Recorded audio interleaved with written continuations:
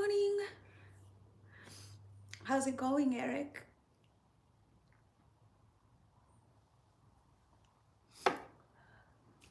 It's so cold this morning. Oh goodness. My heater broke, and so it's very cold. I have a space heater. It's not even working.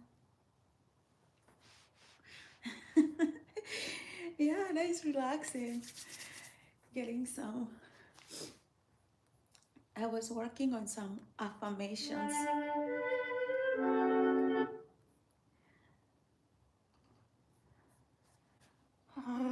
Where is that project? Here it is.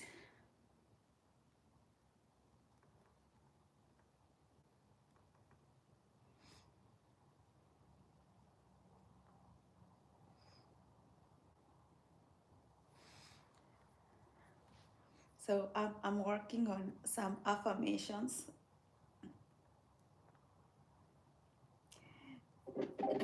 but I think this it's almost done,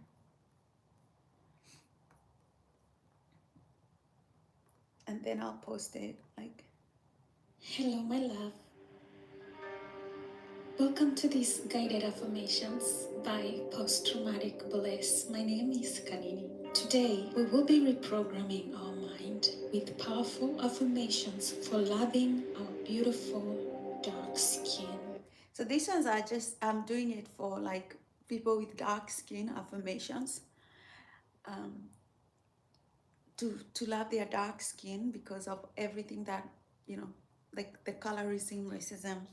These are affirmations for self-love if you have dark skin. But if you want me to put some affirmations that you love on something that you're working hard on, I can.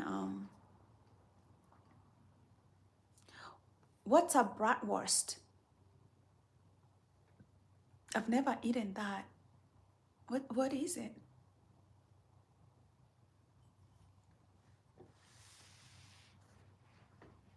Let me look it up.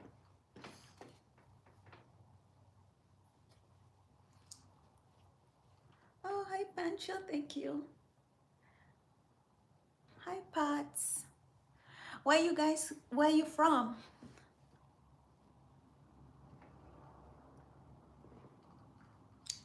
Ah, it's a jam. Oh, German sausage. I was like, is there an animal called called bratwurst that I don't know? I'm also in California. Eric, Pats, and I. Hi, Queen. Hi, love. Queen, where are you from?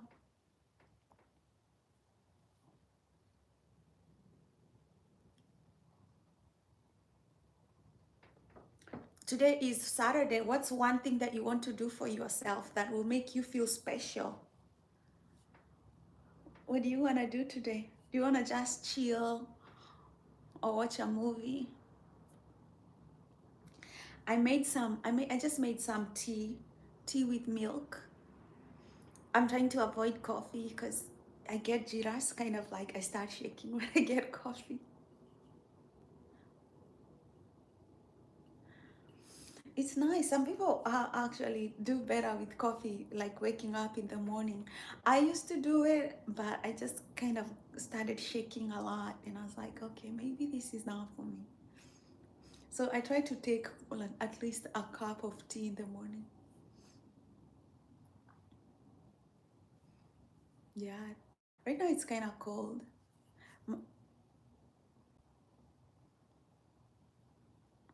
Oh, that's fun, Eric.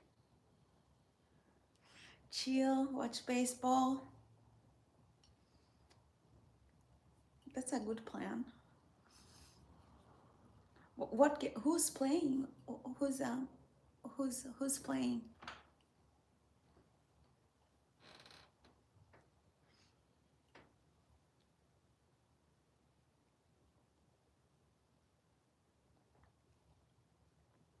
Do you have anything new that you're excited to buy? Like you know, or something you've bought from Amazon and you're expecting it and you're kind of excited about it.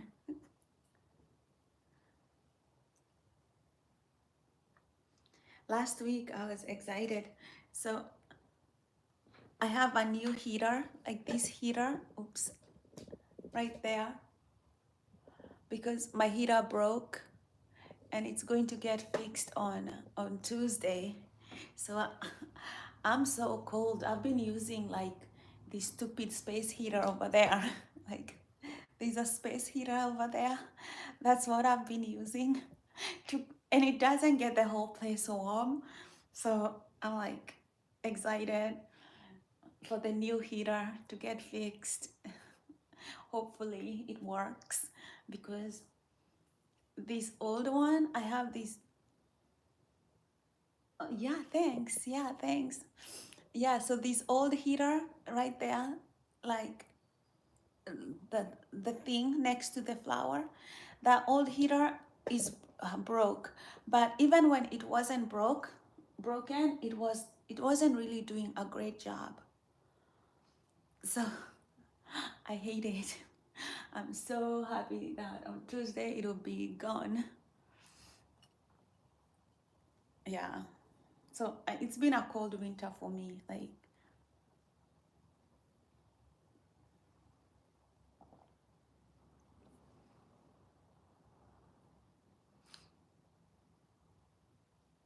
oh, it's oh wow, it'll be in about an hour and 20 minutes. Yeah, I like those lamps. I like this lamp at the back. It's really cute, especially at night. It has like those, it's made of glass, you know, like those like cathedral glasses. Like you go into old like churches, like old Catholic churches, they have those cathedral glass kind of theme. So I have two lamps that are like that. This one and this other one over somewhere. I don't know if you can see it, but it's somewhere there. Um, yeah, they are so beautiful. When I saw them, I was like, my neighbor, one of my neighbors had a garage sale, and I was driving by, and I was like, oh, I like those. So I bought those lamps, and I didn't have. I was always looking for some nice lamps, cool lamps, so I got them.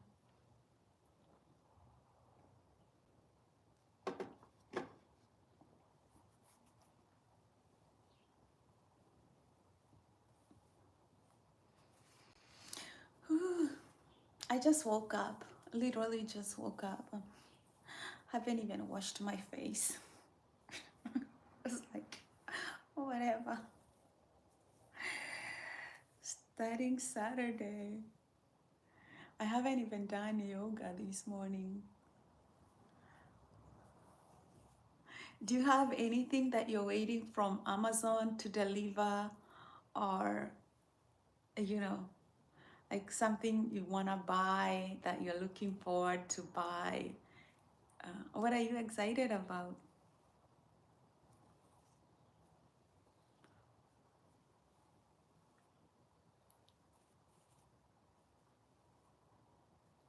I've been thinking about like giving up my apartment and then go traveling. Instead of paying rent, go traveling. I want to do yoga every day, um, because of my I have back problems, and I think when I do yoga they disappear. So I'm like thinking about, So this whole month I've done yoga almost every day. This January, and January is done, so I probably had like 2 days off, but I did yoga every day. So I'll take on February. I'm going I'm going hard this year with my goals, my health goals. I'm I'm very serious about them this year. Yeah, and on those days that I didn't do yoga, I definitely did something like walking or running. It wasn't like a day that I didn't exercise this whole month. Consistency, staying consistent.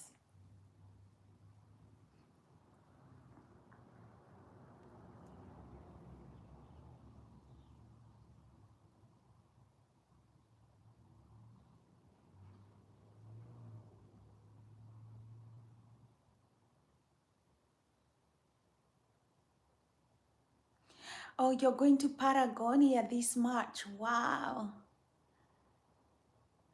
Wow, that's nice. That's so exciting. Travel. Travel is always very exciting. It's like one of those things that people have. If you have something planned to travel to, it's always exciting that your brain is looking forward to something. I like that. It's positive psychology, when you have something to look forward to. That's always nice. Hi, Ayan.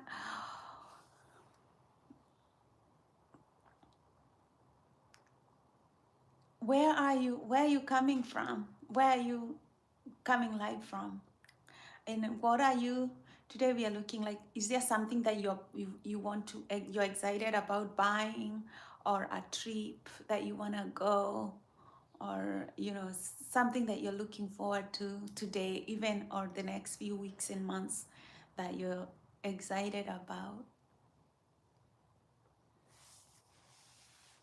Wow, Pancho, you like hiking the glaciers? That's nice. Most people are not able to do that. I've never hiked on the glaciers before.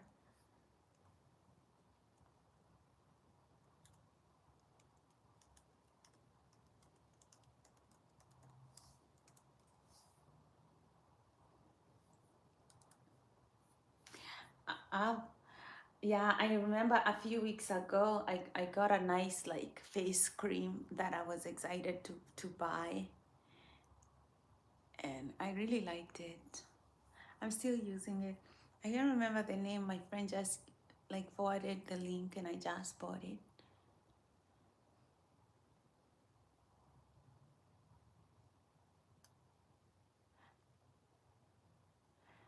Are you going to Argentina?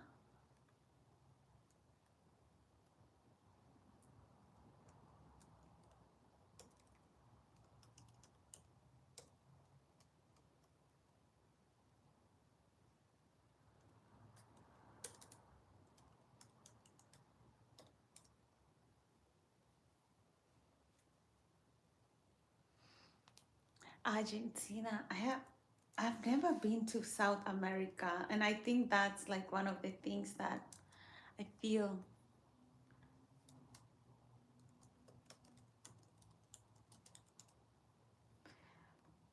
I've never been there, but I think Patagonia is like really good, like a nice place to go in South America, visit.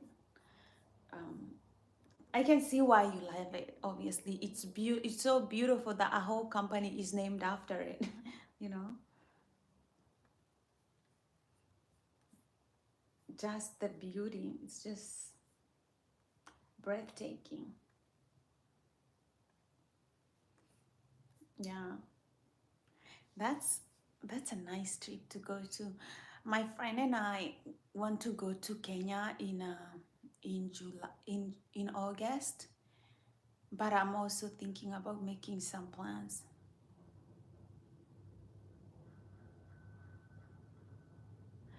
Machu Picchu.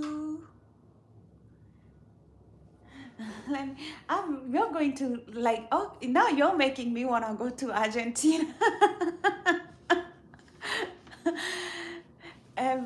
I like this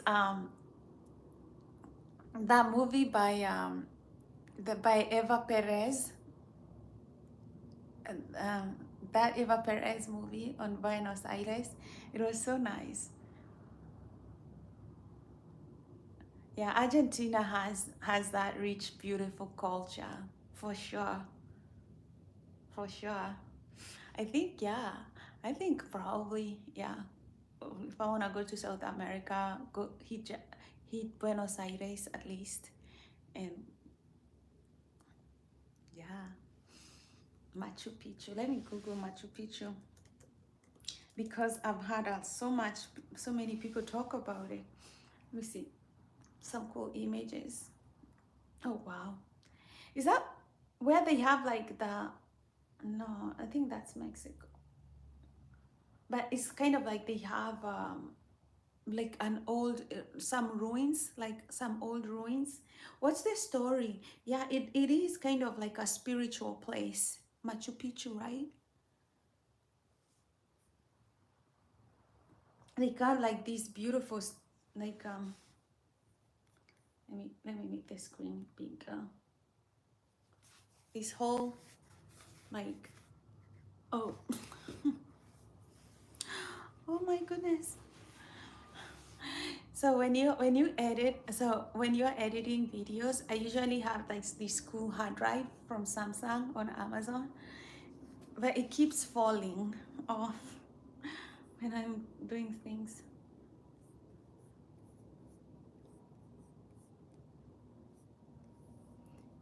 like this beautiful, like these places, Machu Picchu, cute. Um, were those like they were them? Yes, many ruins. Oh, okay, all right. Well, have a wonderful day. Nice tuning in with you. I'll go read the story about these ruins in Machu Picchu. They really look. I know a lot of people have talked about this before. Like I've had a conversation where people were talking about this. It's a lot. Like wow, wow. This is a whole culture. Let me Google it. Story of the Machu Picchu. So Machu Picchu, it's a 15th century Inca citadel located in eastern Cordillera, Cordillera of southern Peru on a mountain ridge referred to as a city of the Incas, the most familiar icon of the Inca Empire. It's a really huge. This above the Sacred Valley, Urubamba province, Machu Picchu district. They didn't have a written language. Um,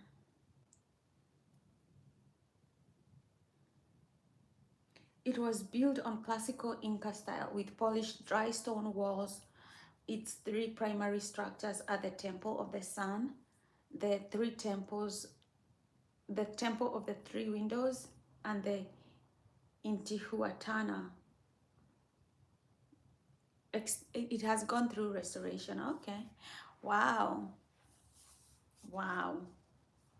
Machu Picchu. It is beautiful.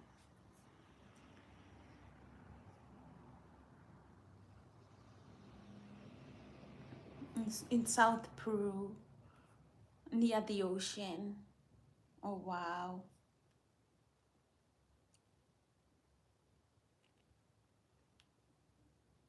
It's a World Heritage Site.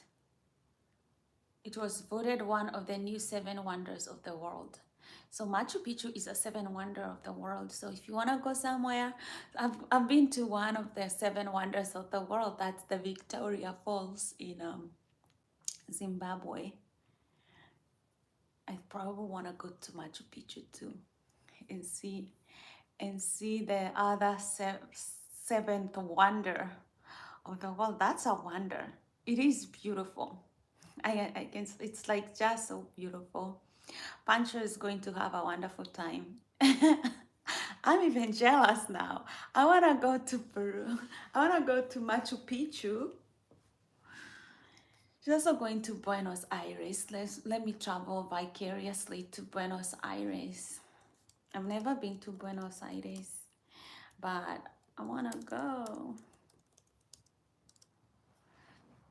Yeah, today we are asking, what you're excited about. Are there any coming travels, places that you want to go? Where are you from? Where do you want to travel, or something that you want to buy? Maybe you bought something exciting from Amazon and you can't wait for it to come. All that. For me, I got this heater over here. This is a heater in there, and I'm waiting for it to get fixed because this heater broke. I have this broken heater over there, right? That great thing. It's broken and I'm like tired of it. It's been cold. I've been like just hiding myself under blankets because my heater broke. But this heater has always let me down for the last 10 years. I'm done with it. Done. So, yeah.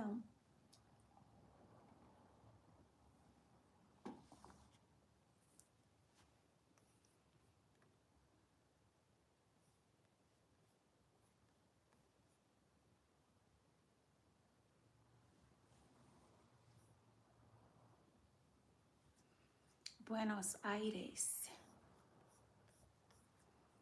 Yeah, very nice.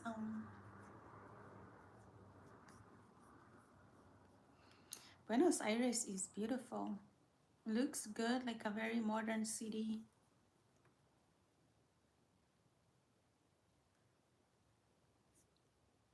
I can't tell if it's just flat or it's near the ocean.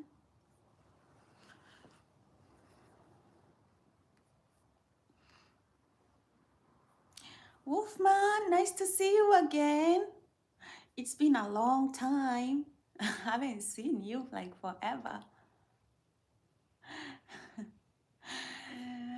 Love, love. What are you up to today? Is there something exciting that you want to do for yourself today? Watch a game, or or maybe there's something you're expecting from Amazon.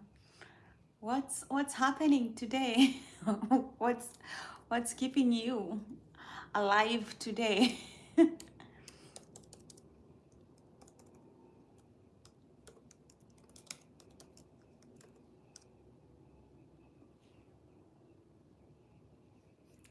Oh, do you like cleaning? Do you enjoy cleaning? I have a little things to clean here and there.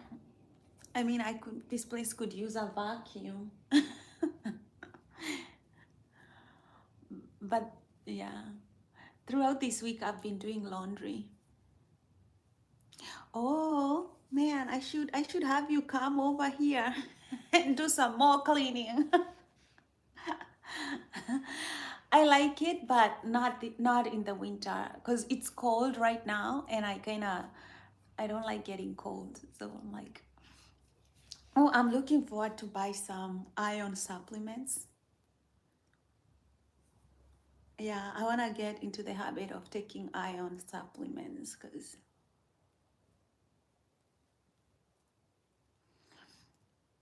yeah, cleaning. I would like to make more videos. I wish I could make more videos. Sometimes sitting down and editing videos takes a long time. Takes a long time.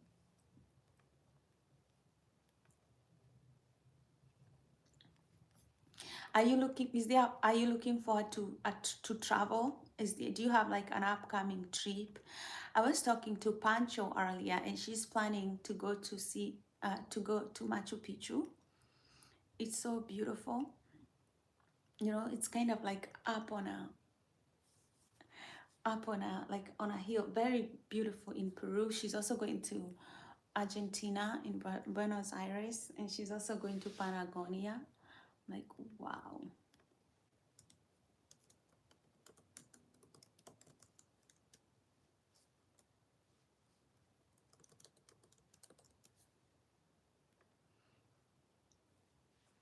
in Chile.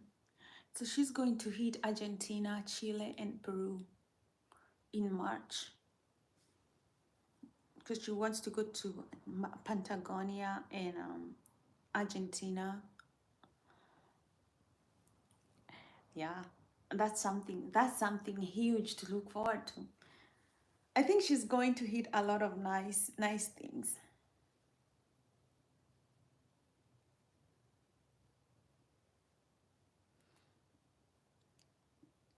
The Andes Mountains.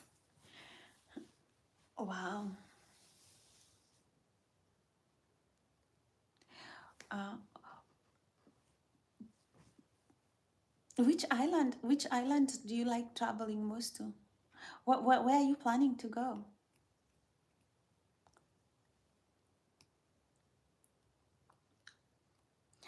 I've been thinking about going to Kenya for a while, but then I've also been thinking about kind of like start traveling and make traveling videos of where I'm traveling. I just think that would be much fun, like do that for a while. And then as I'm traveling, figure out another place that's nice to live. I mean, I like Southern California, but I still think um, it's kind of isolated here. There's, I'm kind of a little bit isolated, so I think like I could obviously use like um, a change, and I think traveling like is kind of like the best. But yeah,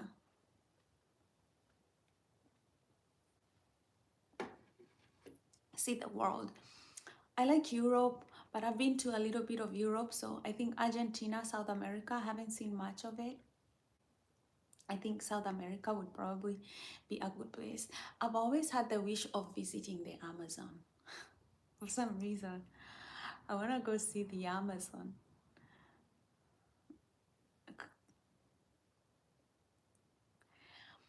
I'd be traveling by myself, mostly because I I have always traveled mostly by myself. Funny.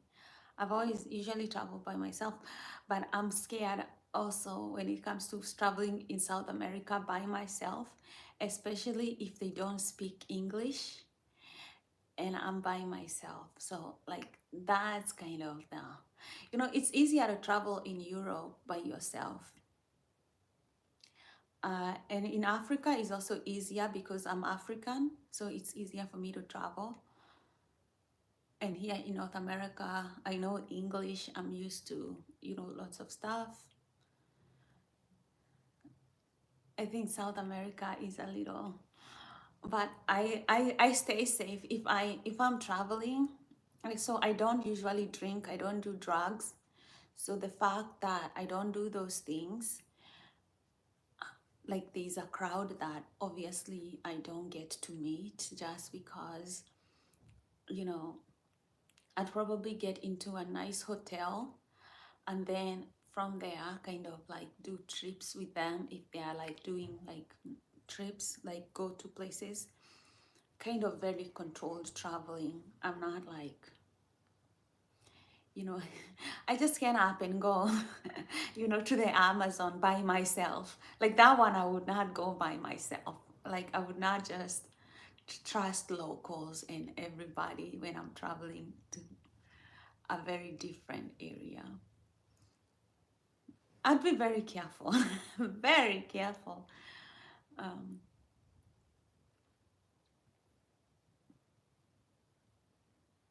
is Cebu in the Philippines? Let me look it up.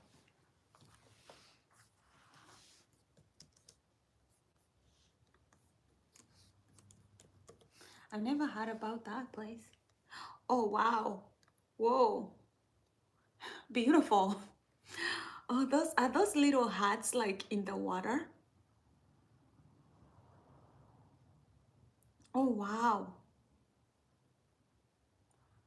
I might go to Cebu with, with you.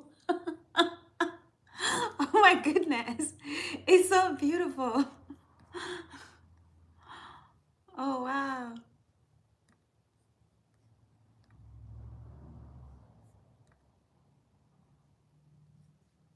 It is kind of breathtaking. The Philippines is like a whole different place on earth, right?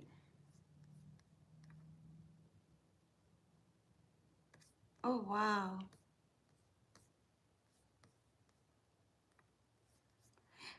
We live in a very beautiful world, if you think about it.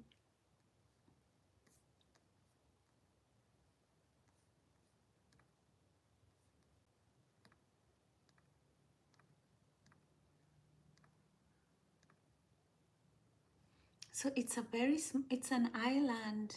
It's like, hmm,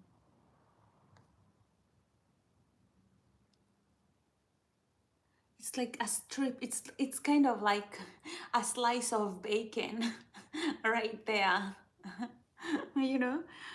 Um, what was the other one? The Bohol?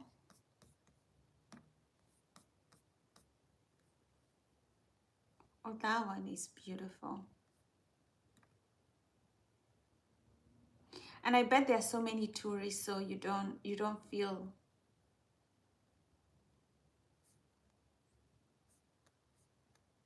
How's the weather there? How's the weather?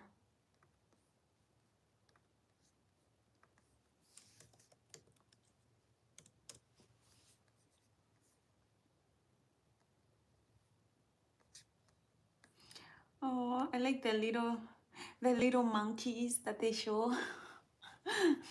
They are cute.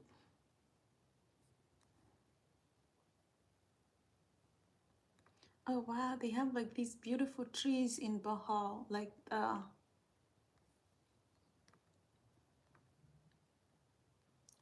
palm trees. Oh wow, what are those, like dome shaped? Like it's more like hills. Oh wow, it's so beautiful.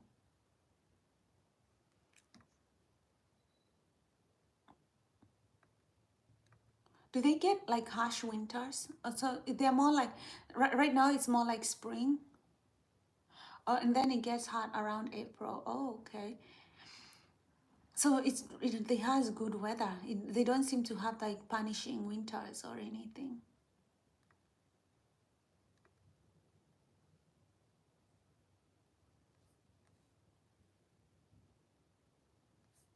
Wow.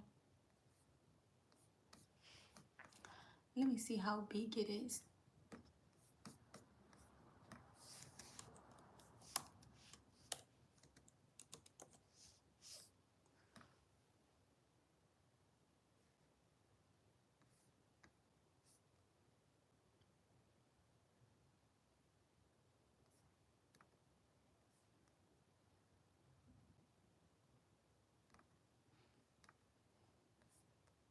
Wow. The Philippines, Americans do love the Philippines. No cold weather. We should all move there. We should all move there. I think the number one test for a place is whether it's cold or too hot, because you don't want to be like in the Arizona heat, but again you don't also want to be in the cold. So if you get your Goldilocks zone like Hawaii, bam, livable. And then you just look at the prices, like how expensive it is. That's a nice place to have a house. You know, one of my friends was telling me to move to the Philippines if I want to move. She was like, it's beautiful. There are so many expatriates there. Yeah. And she was like, yeah, you can move there. And I'm like, that sounds like a good deal. California is beautiful, but it's expensive. And also we have like dry weather. It gets like, I can't complain. I don't want to complain about the California weather because it's good. Um, but it's also dry compared to Hawaii.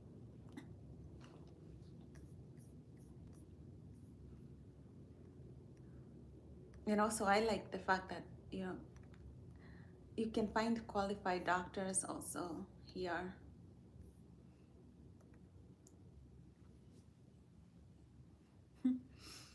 Wow, I like Cebu. It looks so nice.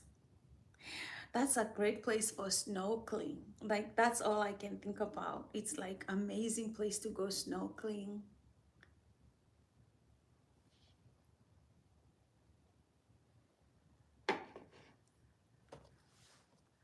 I think when I go to Africa, I also want to go to Tanzania again.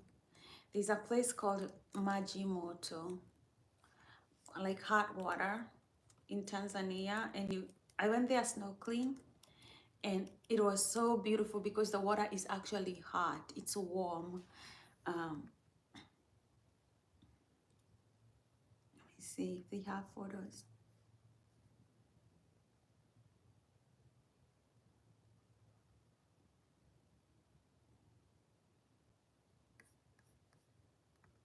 Maji.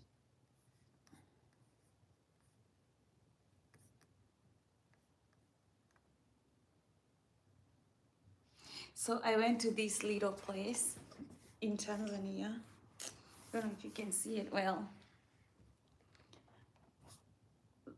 Um, it's really small, probably like the size of my apartment here, but the water here is warm.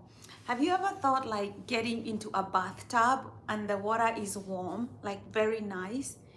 This place is exact same. The water is just like getting into a water tub and it's natural. And this is a like I used to go with my friend there who was in Tanzania, and we would camp, swim there.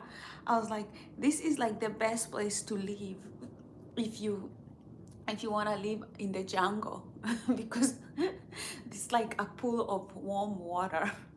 You wake up, you swim, you bathe, you go about your business. I was like, it's just natural. I would like to buy that kind of a piece of land.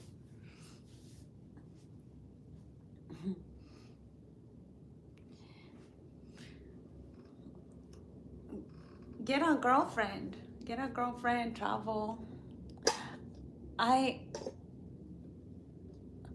if I decide to travel, like if I decide like I wanna travel, it's kind of hard though when you, cause yeah, but because you would need to look for somebody who has also capable of like funding their own trips, traveling, because traveling can become pricey.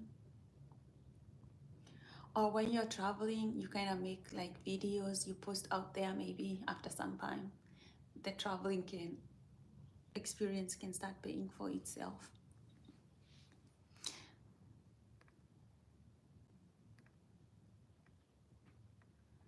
Yeah, but look it up, like Majimoto in Tanzania. There's so many people going there now, huh? It's no longer a secret. When I was there in 2008, it was kind of like a secret.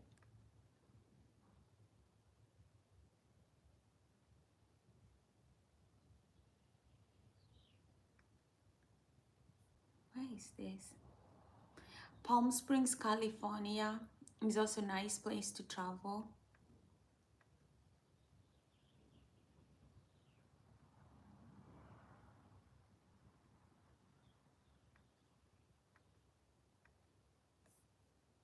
Where else?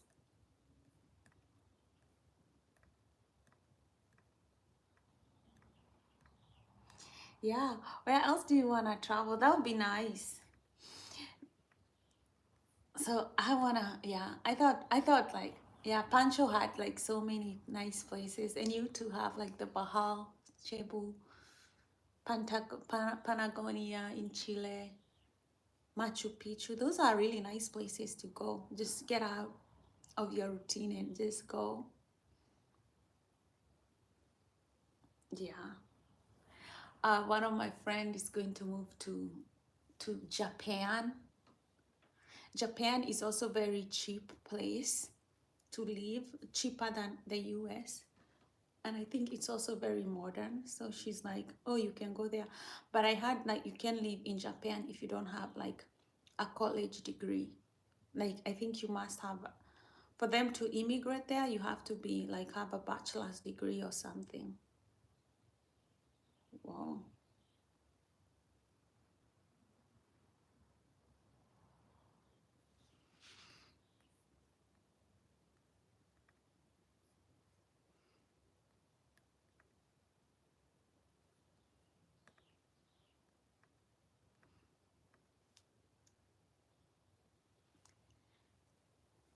Get a travel partner, go. Or look for people who like, a lot of men like to travel.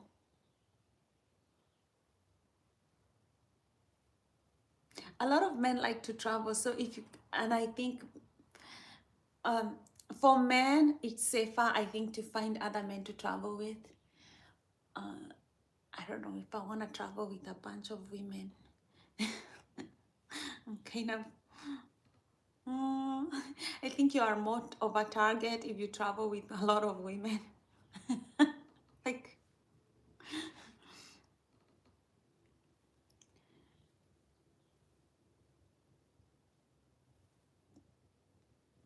yeah, I mean, traveling is one of those things. It all depends. Like, I don't like the too much of the camping. Like, I don't like too much camping, and I want to stay mostly in a hotel, like in a comfortable hotel. That's my thing when I'm traveling. Like, I do want to stay in a comfortable hotel. When I wake up, there's breakfast. Yeah, I don't want to camp like a whole week straight. And I have done that, but also I was stopping at little like hotels here and there.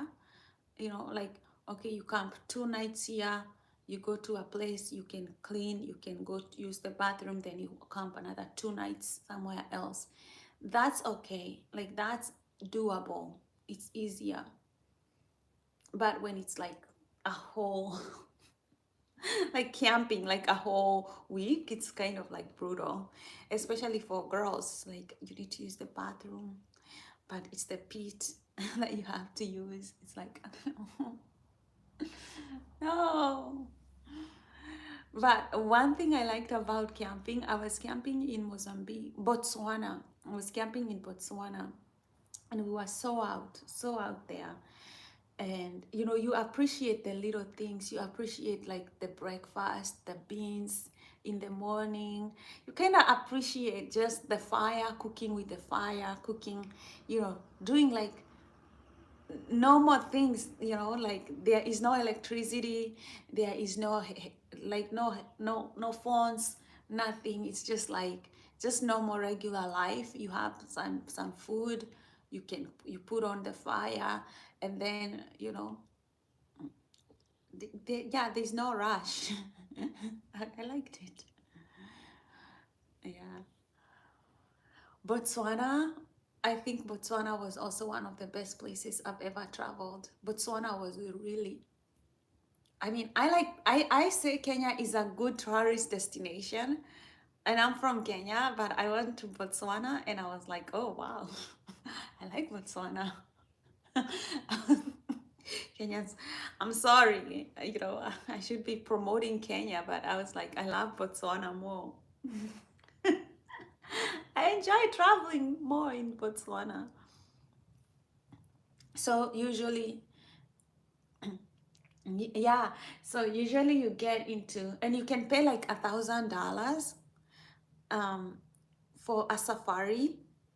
So, but we also paid, so we paid a driver, like a safari driver, and we had our own like like safari, like car, like a safari car, and we put our stuff in there. Hi, Safran, nice to see you again. We put our stuff in the car. So what I didn't like about the car that we were driving in, it was open.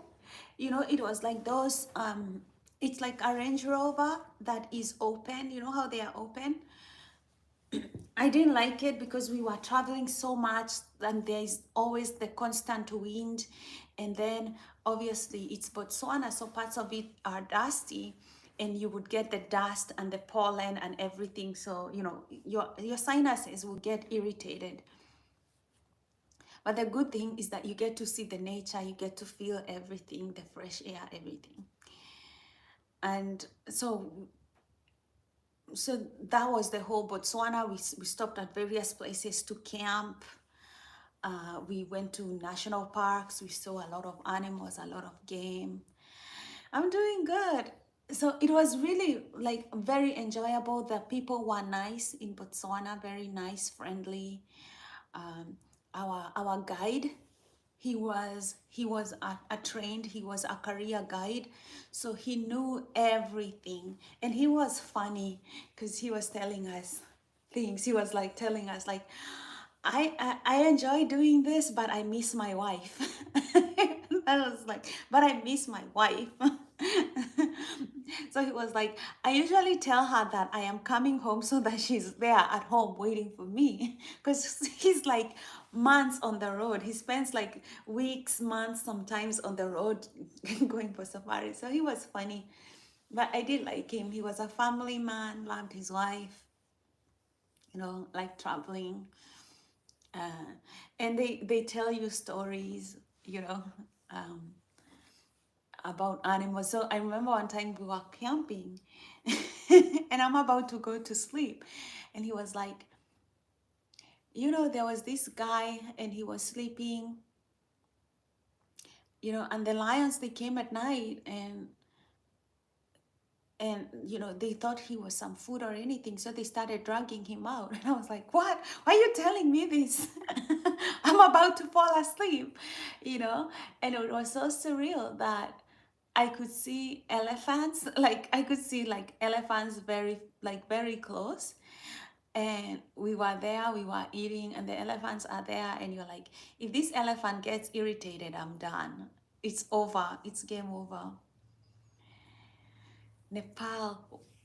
I wanna come to Nepal and see the Himalayas. Nepal is also beautiful. What is like one of the places like in Nepal that people like to come and visit? Like a name of a place, like a tourist destination. I know people like to go see the Himalayas.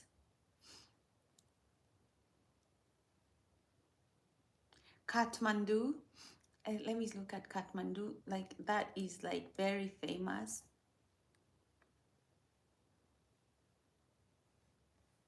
Oh, because that's the city.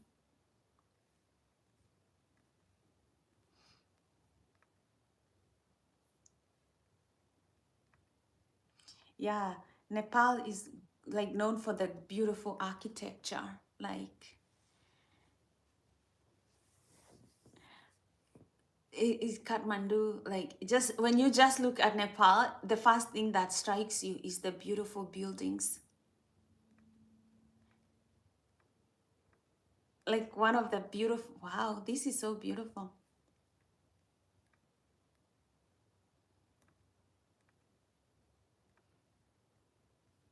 Yeah, the most striking thing, like it's very striking. The first thing that you see is just the beautiful buildings. Like wow.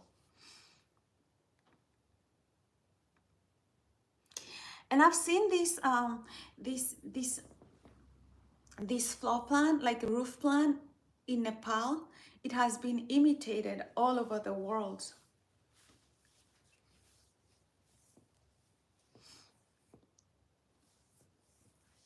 Yeah.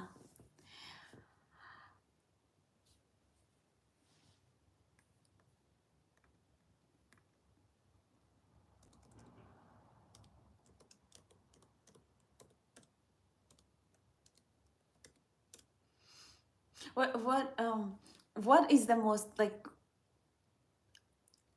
different food that you've eaten when you are traveling that you're like, what is this? I remember when I started traveling to European countries, there are things that I didn't like. Like I didn't like the licorice. Right now, like licorice is my best candy, and I didn't used to like it. And then I didn't like olives. I hated olives, and now I love olives. It's so different how your tastes can even change when you travel and you go to different places. I was like, now I eat olives. I never used to like olives at all. I was like, who eats this? And now it's like, I still don't eat pasta. So the Italians haven't gotten to me yet. I still don't like pasta because it just stays in my stomach. It doesn't move. But then I came to learn that depending on where you're from, like your gut is trained to digest this the like the cereals, like when it comes to things like cereals, your your stomach is trained to digest the cereals in one geographical area. That's why when they bought like the yellow maize, when they bought the yellow corn in Africa, like people started having a lot of like stomach problems, like diarrhea, and they couldn't eat corn from America because like Africans cannot digest it very well. Like your body is used to a different kind of cereal. It's so funny because when people bring pasta, I'm like, I don't like pasta. Take it away. I don't want nothing to do with pasta. Yeah. I think when you eat veggies when you're traveling, because veggies are everywhere, vegetables, like you'll find kale almost everywhere. I think being being able to eat different veggies is good for traveling because you can almost eat anything. Um, because yeah, cereal is not guaranteed.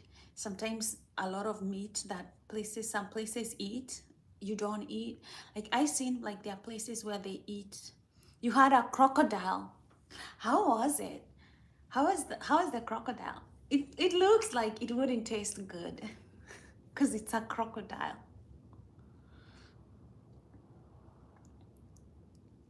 I mean, it was good, huh?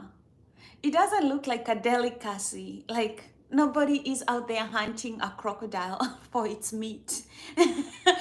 Maybe for the skin, fried and seasoned, huh? How does it taste like? Does it taste more like chicken? Hmm. That'd be so interesting to eat a crocodile. I know there are people who eat snakes. Um, I don't want to eat a snake. Um, yeah.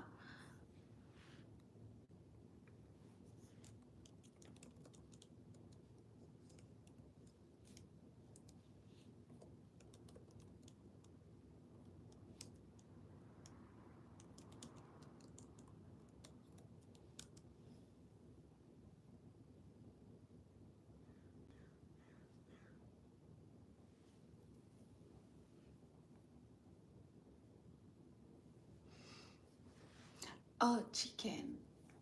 Okay, that can. Okay, I can get past the fact that I'm eating a crocodile if it's tasting more like a chicken. Oh,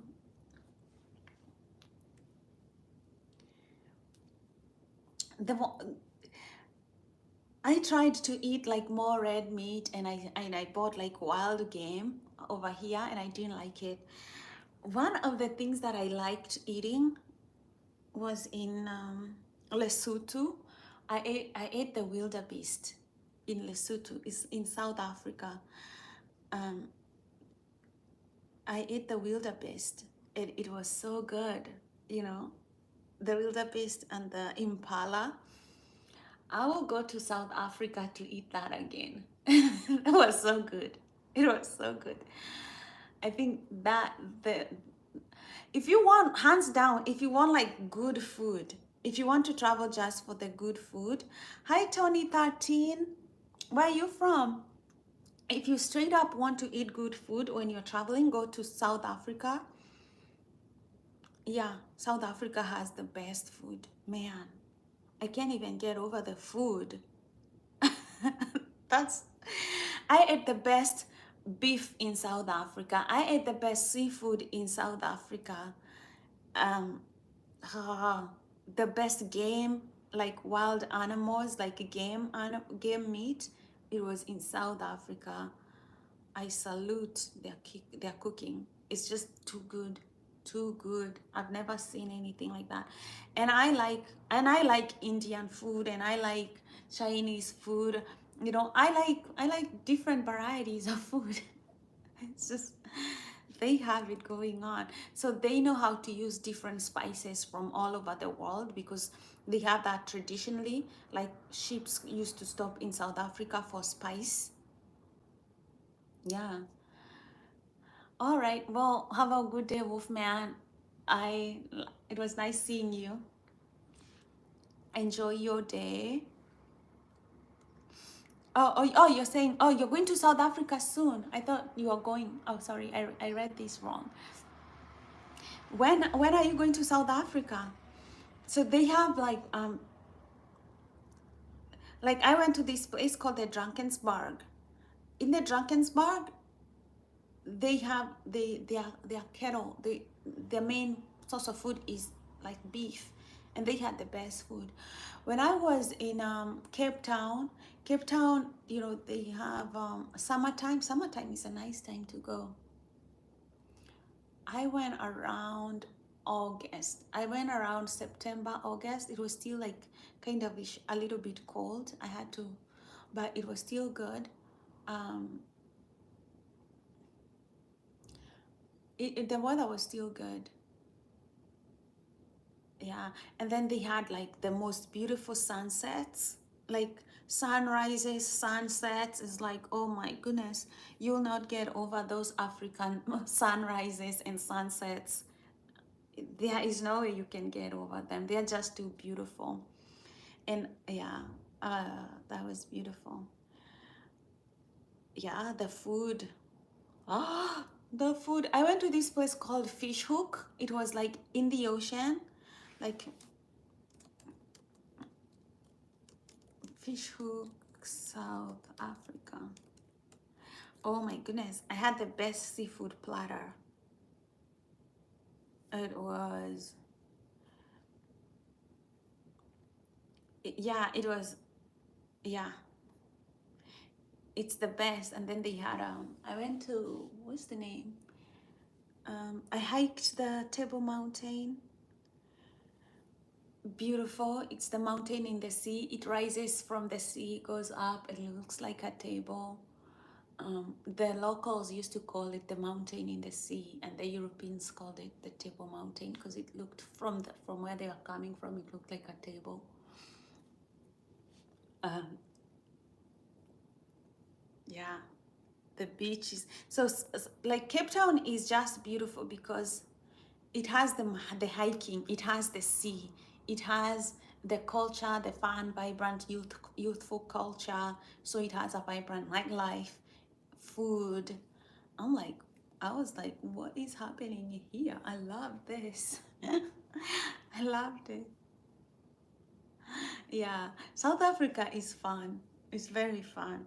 I mean, it doesn't get more fun than, you know, there's good food, there's hiking places, there is, you can go shopping, all that.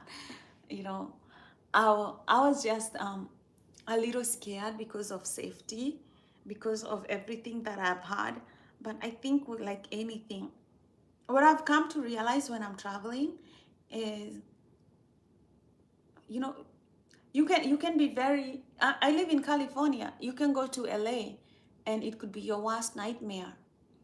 Um like and you're in the US where you think you're relatively safe, but it's all because of, you know, the habits, the people you're walking with, places you're choosing to go.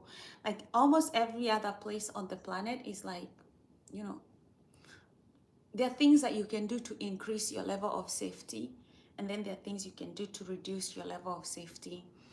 So like being on high alert, like, oh, I'm not just going to walk at night, like past a certain time, you know, stuff like that, which I'm okay with. And then when we went hiking on the Table Mountain, I am so glad that we went with a guide because we went up and the weather was great, and then once we reached the top, like everything changed. It suddenly became dark, it suddenly became like it was going to rain, stuff like that. And I was like, this is a nightmare. If I was by myself, I could have probably lost the trail, gotten lost, all that. But we were so lucky. For $100 we had hired a guide, and he knew the whole mountain, you know. And we got out safely. And it's like small things like that, right? Like hiring a guide, stuff like, yeah. And he was telling us people do die, get lost when such a thing happens, like the weather changes all of a sudden, and they're lost because they don't know the place, and they're like, that's how people die. I was like, I'm so happy, because it changed so quickly. It was like, wow. And imagine you start off and thinking, oh, it's going to be okay, and then you don't even wear your jacket, you're not worried, and then all of a sudden it's raining, you're cold, you're freezing, you're lost, you're hungry. Man, yeah. It's small things like that, like nobody tells you, like, get a guide. So I think, yeah, traveling, always think about whether you have a guide and somebody you can trust. um, yeah, like if they are qualified, they've actually have a credential.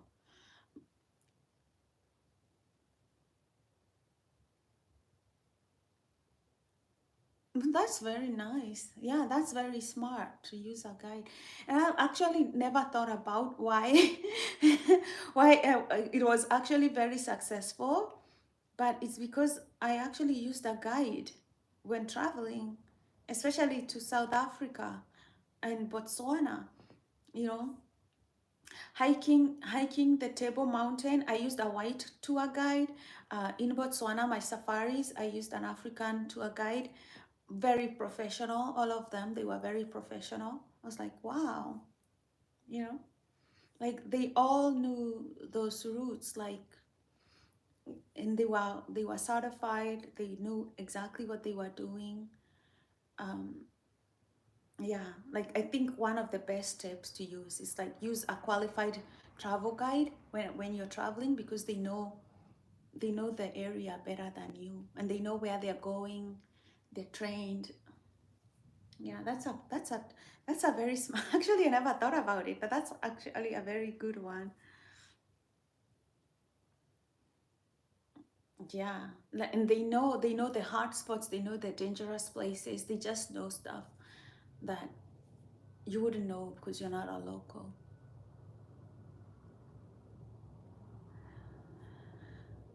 I've mostly traveled to Europe, and Africa myself. I am yet to attack Asia a good way and attack South America. I've I don't know. I've never been way too excited about Australia, but I guess I could also travel to Australia, and Antarctica. I don't care. I don't want to go anywhere that's cold and dark. Like, it can remain a mystery. There are places that I'm like, if it's too cold, let it stay a mystery. I don't care.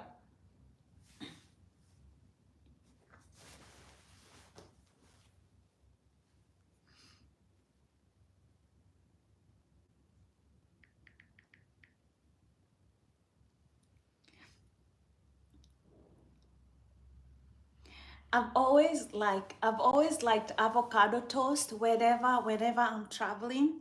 Like, I think an avocado toast has always like been a safe, because it's bread and then it's avocado, and then they'll sprinkle some tomatoes on top or something. I've always liked to try out different avocado toasts where I go when I'm traveling. It's light, it's easy. I'm not worried about getting sick when I eat.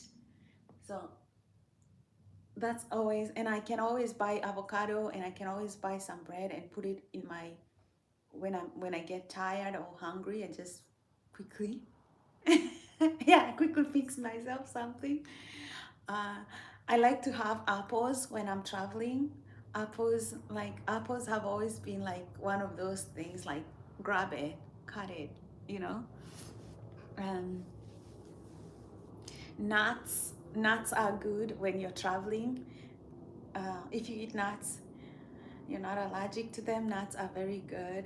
Um, Peanut jelly. Don't underestimate the power of peanut jelly and jam when you're traveling because if you have bread, peanut jelly and jam, and hot water, you can make yourself some tea and keep going, especially when you're camping. Yeah, the peanut butter and jelly, yeah, yum. Um, yeah, like so having like a mask, not like those masks, but one of those things that you can put over your head like this in case it gets like windy or stuff, like you're traveling, you want to sleep, like having that thing that you can pull over like that. I found those ones very useful.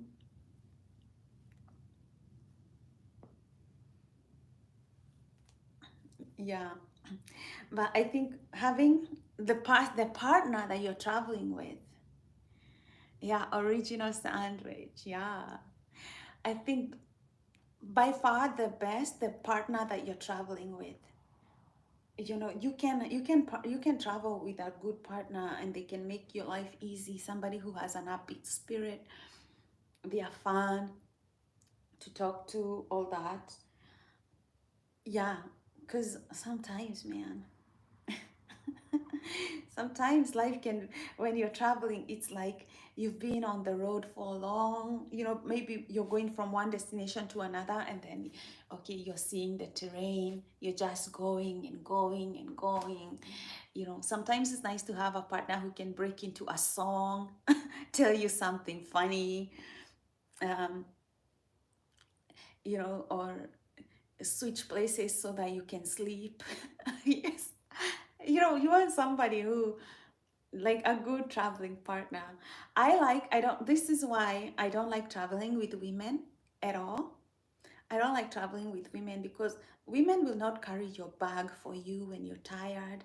Women will not feel sorry for you when you get very sick.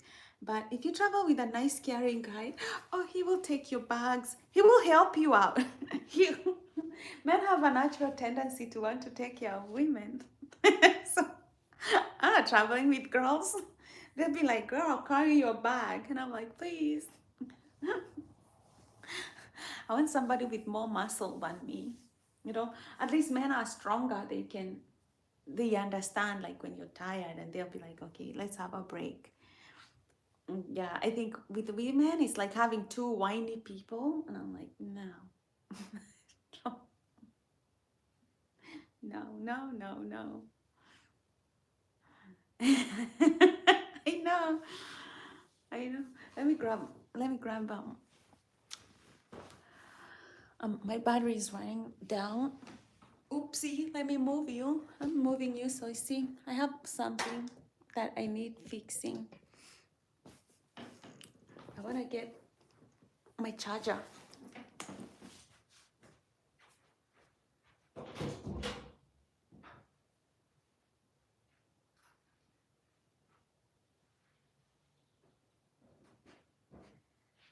I miss you more than I should, than I thought I could. Can't get my mind off you. Oh my goodness. What is like your best songs that like keep. Oh, you're at the airport? Oh, yeah, exactly. At the airport, you can see that happening. Women don't want to carry stuff for you. If you're if you're tired, women are not there to help.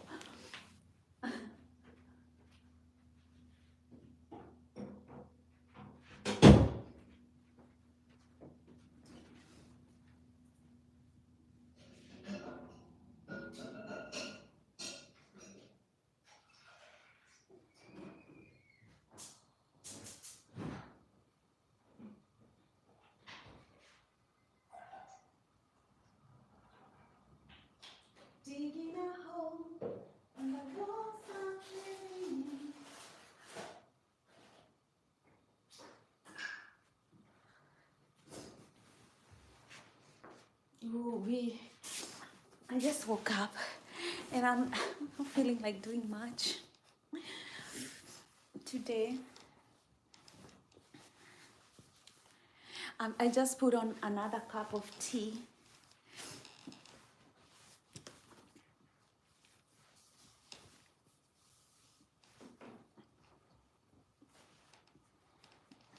So I was working on this.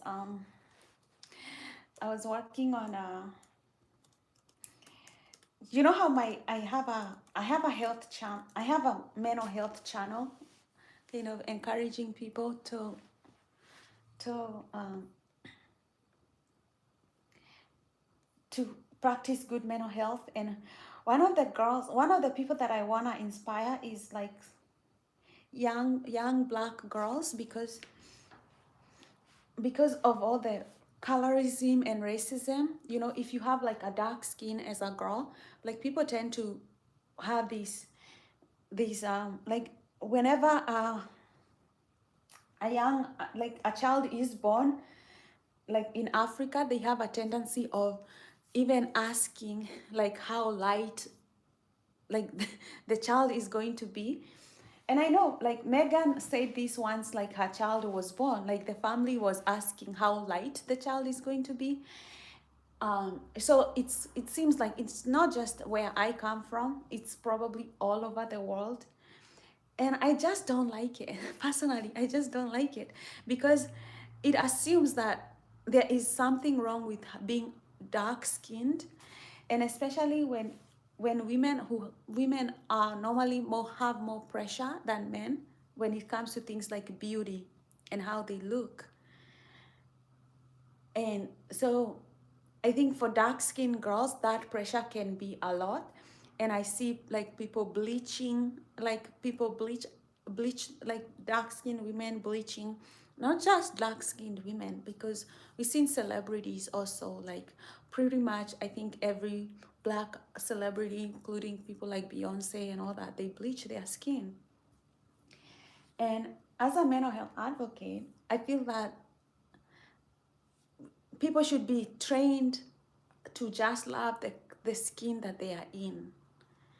Just appreciate the color of skin that you're in. So one of the things I'm doing, I want to inspire young girls, like young black girls. Yeah, sort of like, yeah, racial profiling, but you know, it's in black community is more like colorism, because like black people come in different shades, you know, like there are black people who are this dark, like here, like my oh wait, I should show another finger. Like this color here. Then they are like I'm like dark chocolate, like you know. But and then there are people who are lighter, all the way to, you know, very mixed people who are still considered black, but they look like white. So anyway, I did an affirmations, like affirmations. Hello, my love. This Welcome to these guided affirmations by Post Traumatic Bliss. My name is Kanini. Today, we will be reprogramming our mind with powerful affirmations for loving our beautiful dark skin. I think my tea boiled. Racism and prejudice of colorism in society can give birth to limiting and negative thoughts and beliefs and stereotypes. Today, we choose to reprogram our minds. I'm kind of making to think and live differently. Let me come back. Affirmations help create new thought patterns in our mind through repeated listening and speaking. So feel free to repeat these affirmations. You will be able to create and reinforce new neural pathways for loving and embracing your beautiful dark chocolate skin. These affirmations will create a beautiful skin that everyone loves to look at and admire. Yeah. So yeah, so I like affirmations because once you listen to something over and over and over, your brain will start believing it. And I think that's the reason repetition has always been used, even in the Bible, where they tell you if you repeat it over and over, that's how we learn. We learn through repetition. And I think you can train somebody, no matter what the society is telling them, they do work. They do work in programming the mind. And if you think about how, for example, if you grew up Christian, you know that they do a lot of repetition. Christianity is repeated in the school setting, is repeated at home on Sundays, every day. And it's the power of the repetition, you know, in shaping the mind. And if you think about how, let's say, like the Bible being the most widely read book on the planet, the power that it has had in shaping the way we think, you know, uh, the way we approach the world, like we've been programmed and we continue programming, because if you think about what the ministry is continuing the program. Like spread the word. The word is God. But we are lucky in that the program teaches love, kindness, humility, loving your neighbor as you love yourself. We are lucky that it's actually not a dreadful program. it's it's kind. um, yeah, like as a planet, I think we are lucky that the most widely read book teaches values of kindness, respect, humility. Imagine if it didn't, or if it taught the opposite. you know, we would be entirely on a different program. Um, yeah. Um, and I think the danger that we are in right now is that, okay, now we are in the age of the internet. There is no going back.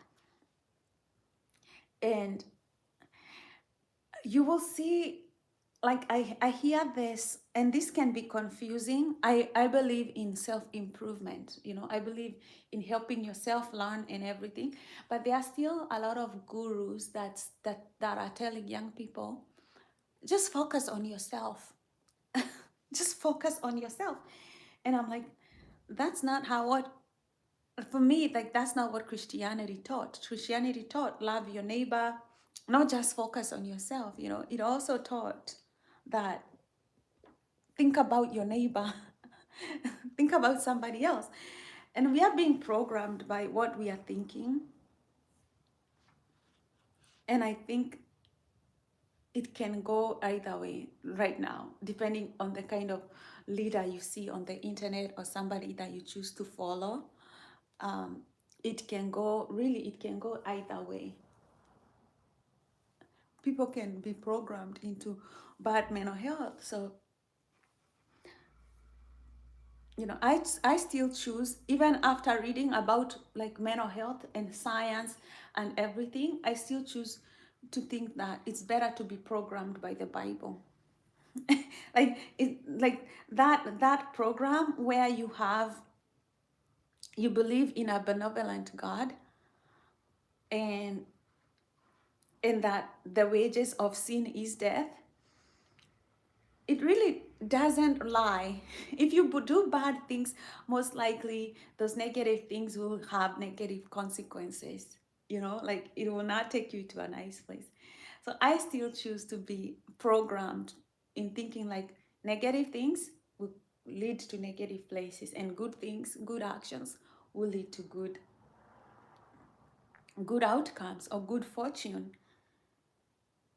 and helping others will lead to more abundance, like more like a happy mindset. I still think, even with science, that doesn't change much.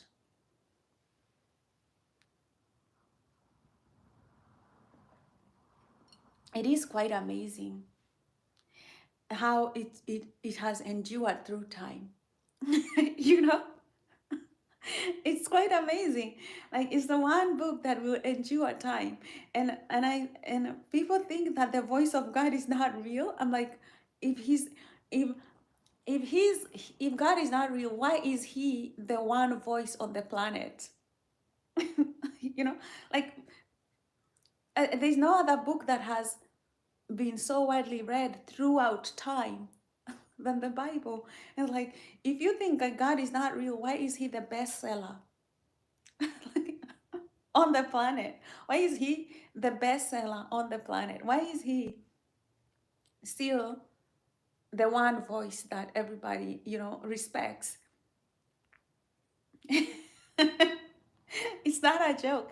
And then there are things that I find that are very telling. Like, say, when he was saying, when in the book of Revelation, and this is like the prophecy of what's to come, they talk about being told that we that the government might ask, like, might start forcing people to put a chip on their forehead or on their right hand.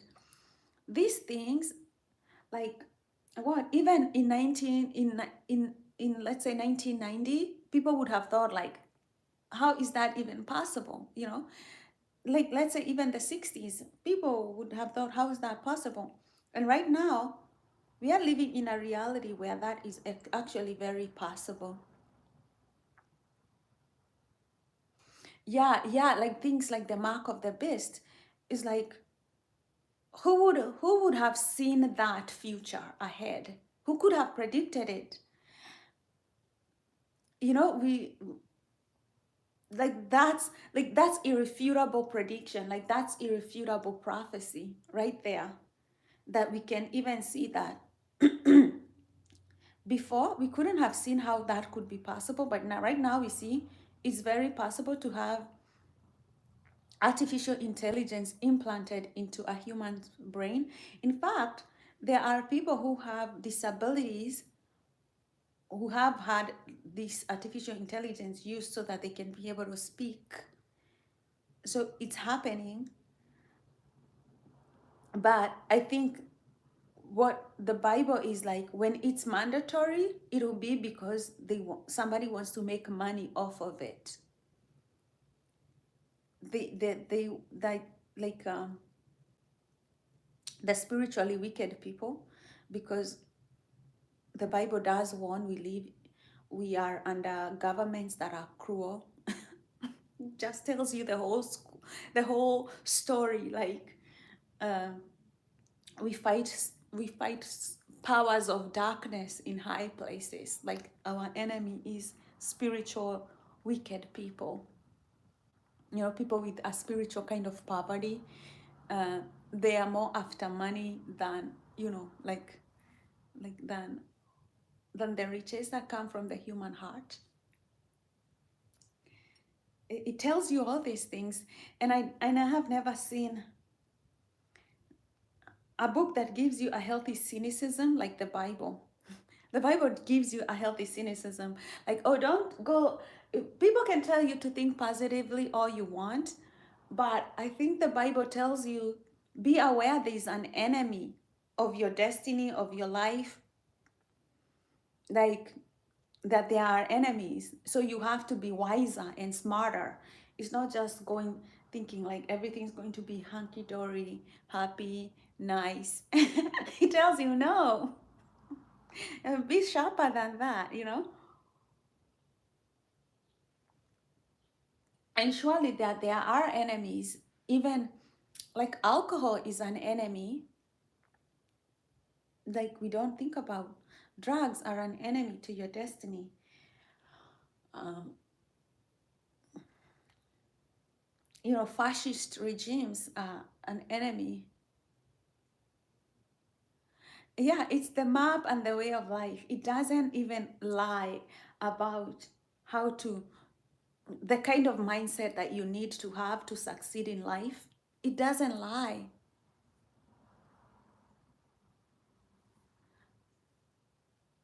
Hi, Rama. Like down from Canada. I think I lost you there, Ramapa.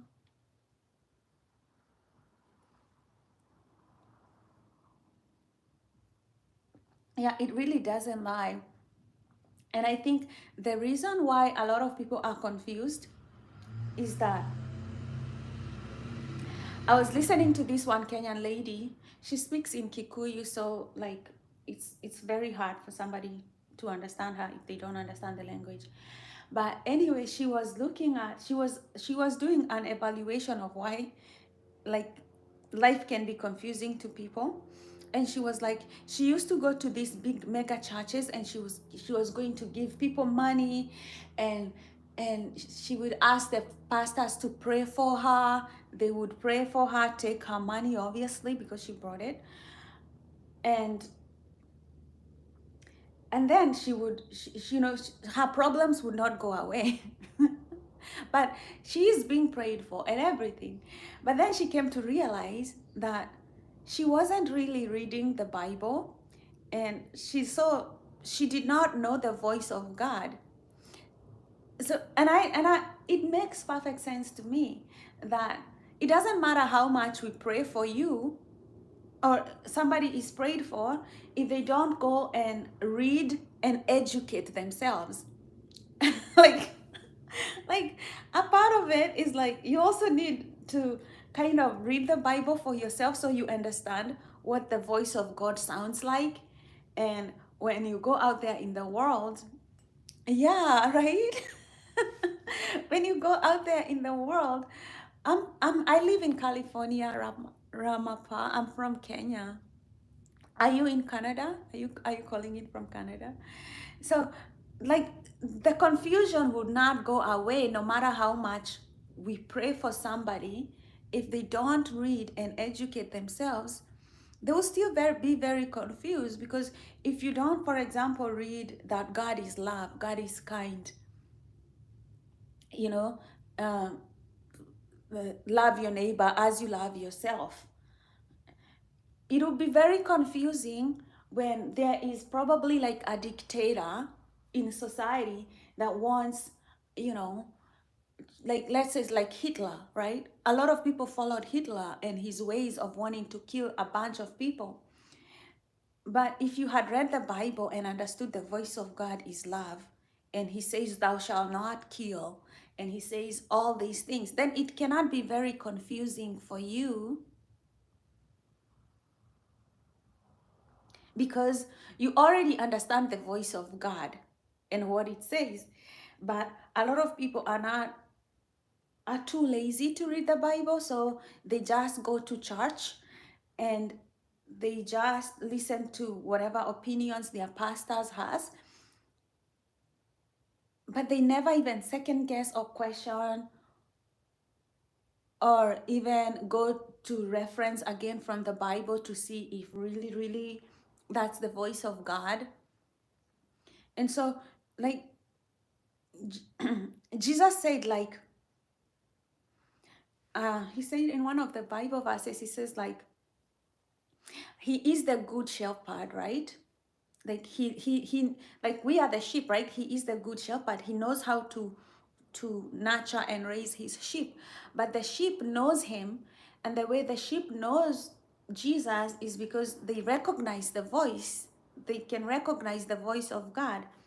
So if you don't read the Bible for yourself, it's very hard to recognize the voice of God, because there is the voice of God, and then there is what other people interpret it to be. Like, there is what your pastor will say, there is what I will say, there is what the president will say, there is what your teacher will say, there is what the judge will say. But our biggest job is to cross-reference. What does the Bible say, right? The Bible, for example, is very clear. that Jesus did not teach an eye for an eye. Like, you know, like an eye for an eye is not what the gospel is about. But as a human being myself, I feel like an eye for an eye is the justification and the order of the day. And that's what I want. I want an eye for an eye. Who wouldn't want to punish their enemies to the place where they're completely destroyed and done with, right? But still, it's still not the gospel. It's not the gospel. And it's kind of confronting for so many of us when we hear this, like the gospel does not teach that. Like then, like, let's say things like divorce. Divorce is a no in the Christian gospel and the gospel and the doctrine. It's a huge no because I think in the gospel it says like you can learn to forgive, you can learn to love, you can do all these things, right? So, and I'm not saying that you stay in a marriage where you're not loved, because especially for women, the Bible commands men to love their wives, and women to respect their husbands. But a lot of people don't want to work through their problems because it's just easier to walk away.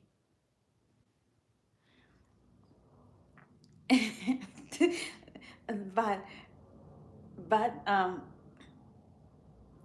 it's easier if both parties can realize, okay, let's take off divorce off the table, let's work on this relationship. What do you want me to do as your partner so that you can be, so that I can be good for you, and the other one asks that. Then you know then they can come to a place where they can be what the other person needs for the other person, like not go through divorce. So um yeah, like, but I see a lot of people, they'll say, well, my wife gained 5 pounds, I'm divorcing her, I don't want to marry, I don't want to stay with somebody who gives birth, gains weight. She looks like a 60-year-old woman and she's 60. Stuff like that, right? or or women who walk away if their husband like gets is no longer financially well. They're like, oh well, he's now poor, I don't want to live in a poor life. So they walk away. That's kind of not what the gospel teaches. And it's good to realize, like, to read the Bible so that you know the voice of God, because the promises of God are solidified when you obey Him. Like, all the blessings in your life, they come about because of obedience. That's where the blessings come from, through obedience. And if you don't obey, then there will be no blessing. For example, like, it's nice the Bible says a good man will leave an inheritance for his children's children. And the way that a good man is able to leave an inheritance for his children's children is because he obeys. He doesn't spend all his money on drinking, on other women. He saves his money. He's able to take care of his wife, love his wife, so he stays in a married longer. Like, it's all these things that you do every day, small choices that you make every day through obedience, through listening to the voice of good judgment and the voice of wisdom. And they go on and on and on and on, and they become like a huge blessing in your life. For example, it warns you against drunkenness. And the mental health that you preserving your mental health by not falling into drunkenness is a huge thing. It warns against things like promiscuity. And if you think about the dangers of promiscuity, like the diseases that people get, the the breaking up of families, and you can see that every day. Like right now, the big scandal. we have of Ryan Reynolds and his wife, Blake Lively, that's a huge scandal on its own. And you may not trust the Bible when it says like adultery is disqualified, but I think even when you say it's just a movie, it's not just a movie when your wife just gave birth and she's acting on a movie where she is kissing another man, they're just getting intimate physically. That's like a no-no on the gospel. It's a no-no. It's good for entertainment, but for your marriage, it's not a healthy way to go. You know, um, can you just imagine that your wife just gave birth to a baby and now she had her job, which is acting. She's on set, on camera. Um, Still, she is actively kissing another man and she's still like breastfeeding and all that. You may call it money, okay, it's her job or everything, but it's very hard to disconnect your emotions, especially when your body is changing, your hormones are changing. She'll obviously quickly fall in love with this other guy. I don't care what you tell me. Like your like your body does not really know the difference, you know. If you like, for example, when you're watching a movie and it's a scary movie, you get scared. You know, you're sitting at home and it's a scary movie, your doors are locked, you know you're safe, but you're still scared because it's, you know, the body reacts as if it's a real movie. So you can't tell me that when you say, oh, I'm just acting and I'm kissing this other man who is married to another woman, that the body will just say, oh, it's just acting. Don't feel good. This is not, don't get excited. No, especially. So I understand why Ryan Reynolds got very jealous about this whole situation when he probably saw that his wife is falling in love with another man. But they set it up, you know, like the whole situation. It's kind of like a setup. This was bound to happen at some point. Like this was bound to happen at some point, you know. Um, and I think, I mean, we see that in Hollywood all the time, like women falling in love with somebody else's husband because they were acting on a movie. That's how Angelina Jolie fell in love with Brad Pitt when he was still married to Jennifer Aniston, because, you know, they got very up close, you know, like they are acting like they are in love. Their body doesn't know whether this is acting or not. If your body is acting like it's falling in love and you're mirroring everything that somebody needs to do to fall in love with somebody else, you're going to find yourself falling in love with them. I don't care who you are.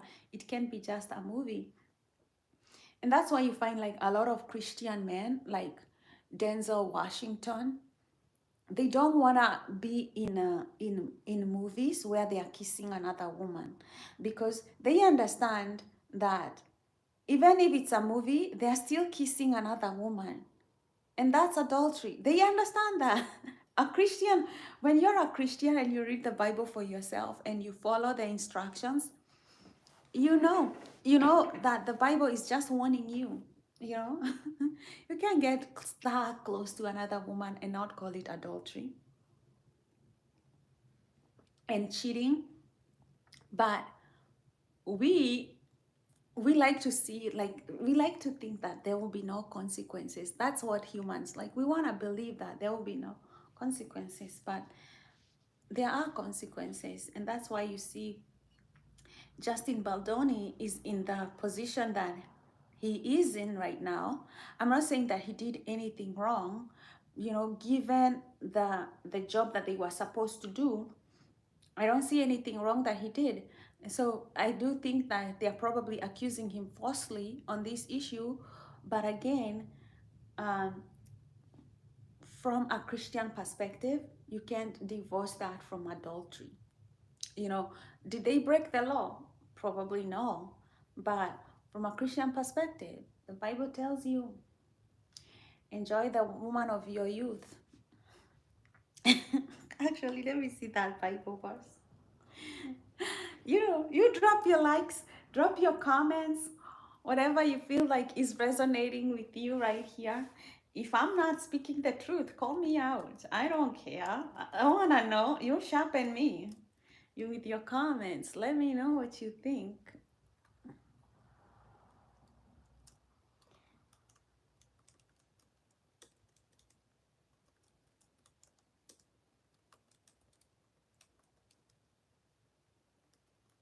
Let me look at that Bible verse. It says Proverbs. It's the book of Proverbs. This is one of the best books that you can read. May your fountain be blessed, and may you rejoice in the wife of your youth. That's the book of Proverbs 5:18. It warns men, right? That you enjoy the woman of your youth. Why? Because the Bible doesn't want you to go around trying out different women because you're an actor and it's your job. You can get into very, very, very, very, very murky waters. And let's say, what the Bible says about another man's wife. Another man's wife is dangerous territory in the Bible. And even if you call it acting, it says that when you sleep with another man's wife or you get close to another man's wife, you cannot bribe that man. That man just wants to destroy you. And you can see why Ryan Reynolds wants to destroy Baldoni is because he got too close to his wife. And when those kinds of jealousies, when he sees that his wife is falling in love with another man, there is a lot of jealousy ignited. And the Bible tells you that once you step into that territory with another man's wife, you are a dead man. You're dead. It really says Proverbs. It warns people. So he who sleeps with another man's wife, no one touches her, will go unpunished. Do not despise, like people do not despise a thief that steals to satisfy himself when he's starving. So the Bible says like people normally they don't care so much about the thief who steals money, like food, because he's hungry and he has to get the food to satisfy his hunger. They don't care about that thief so much. But whoever touches another, so but the man who touches another man's wife, who touches her, it doesn't mean that even sleeping with her, just touching another man's wife, the Bible tells you that man is dead. Like that man is dead. So it becomes very,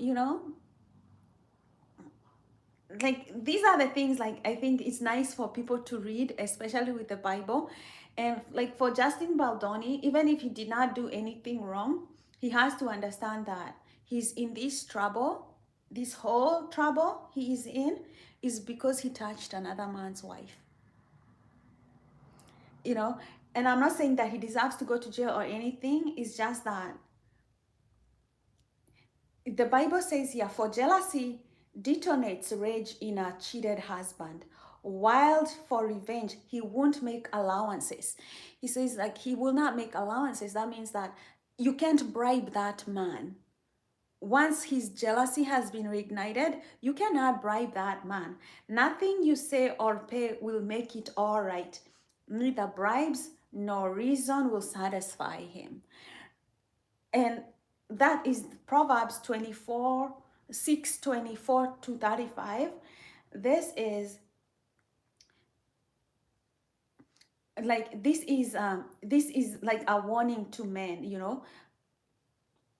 like he says like if you steal for to satisfy your own hunger, People will still punish you because you stole, and they will have you return the food because you stole, and they can let it go because they'll understand you are hungry.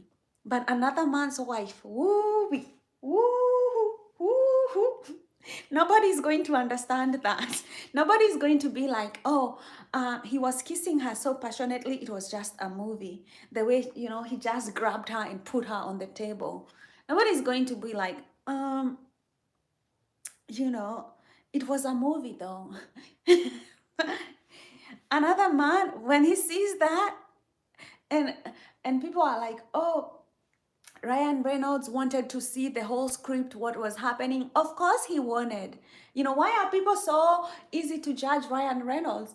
It's like, of course it was his wife, his whole life there. If she is acting on a movie and there is another man who is touching her, imagine if you're the husband, what would you do? What would you do if your wife, who just gave birth to your child, is acting a love scene with another man, and you know that that is how you got her? You know that she fell in love with you on set. And that's how you got her. And she is exactly doing the same thing. You know? Like, I'd be worried if I was him. Like, that's a very natural thing. But it's so natural that the Bible even warns about it, you know? That's why you see people like Denzel Washington, who have had like very good careers. They don't act with other women's wives. They stay away from married women. They stay away from married women. And that's why it's very hard to have a successful acting career as a woman and then stay married. No man wants to sleep at night thinking, oh, she's on another set and it's a different guy. you know who sleeps at what kind of a man will sleep at night peacefully? Hollywood has drama. I tell you, the drama of Hollywood will never end because it beats common sense. you know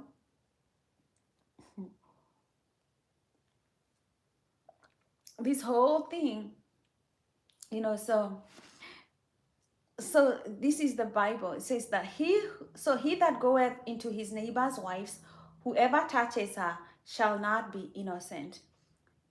Men do not despise a thief if he steals to satisfy his soul when he is hungry. But if he be found, he shall restore sevenfold. Like, even if a guy goes and steals food because he's hungry, people will not despise them and be like, okay, he was hungry, what the hell? They'll be like, okay, then just pay back. People are fine. You stole that, you were hungry, that's fine. But it goes to say that he shall give, but if he be found, he shall restore sevenfold. He shall give all the substance of his house. But whoso committeth adultery with a woman lacketh understanding.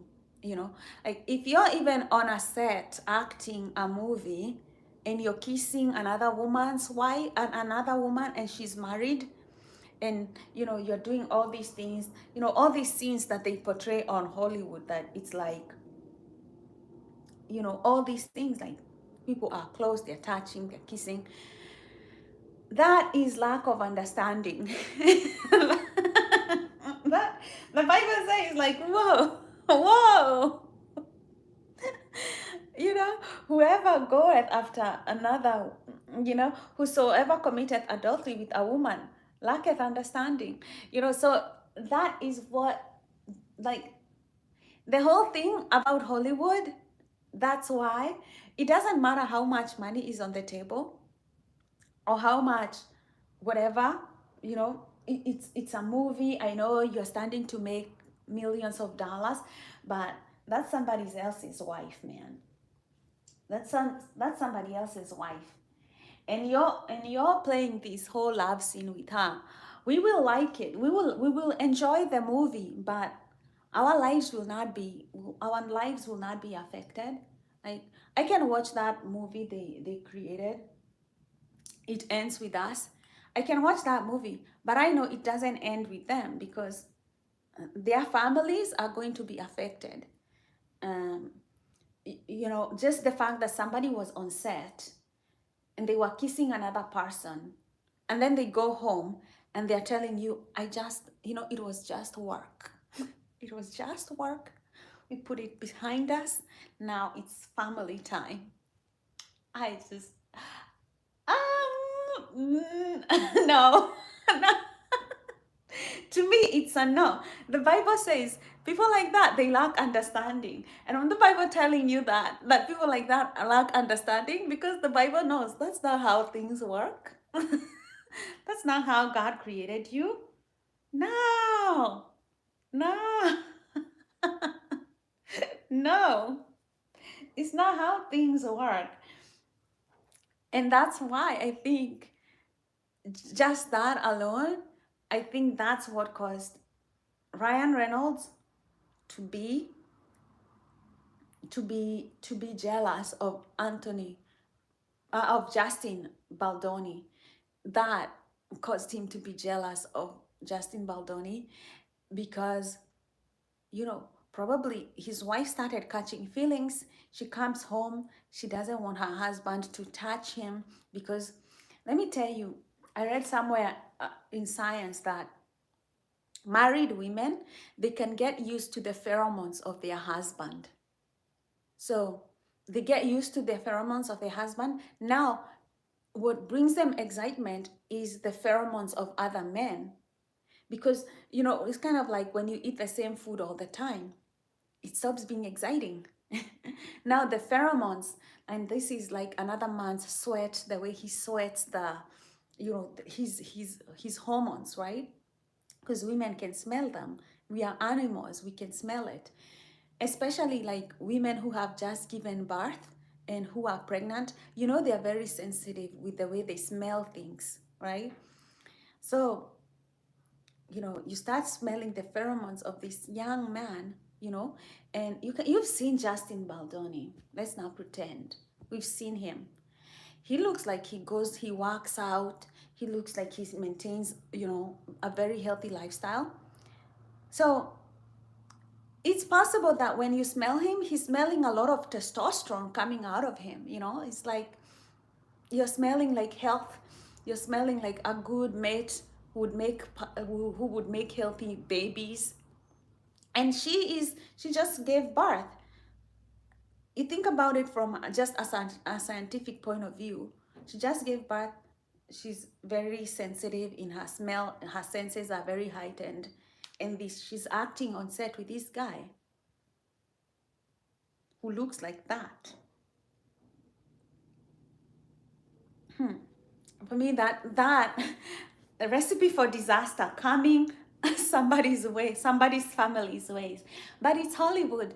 They want to normalize these things, and the Bible says that is lack of understanding. You're just confused. The Bible says that's just lack of understanding. It's confusion, and it will stir a great deal of emotion and jealousy, and you will not be able to get your head out of that. And so anyway, you see how they went all the way to destroy Justin Baldoni. They even went to the New York Times. They gave them a story. They started a lawsuit. They started this whole smear campaign because when you do that to another man's wife,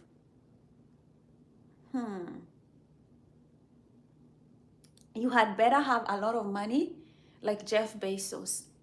When you take somebody's wife, you had better have money like Jeff Bezos, because then the other man cannot come after you, because even if he wanted to, he doesn't have the financial backing to just go after you.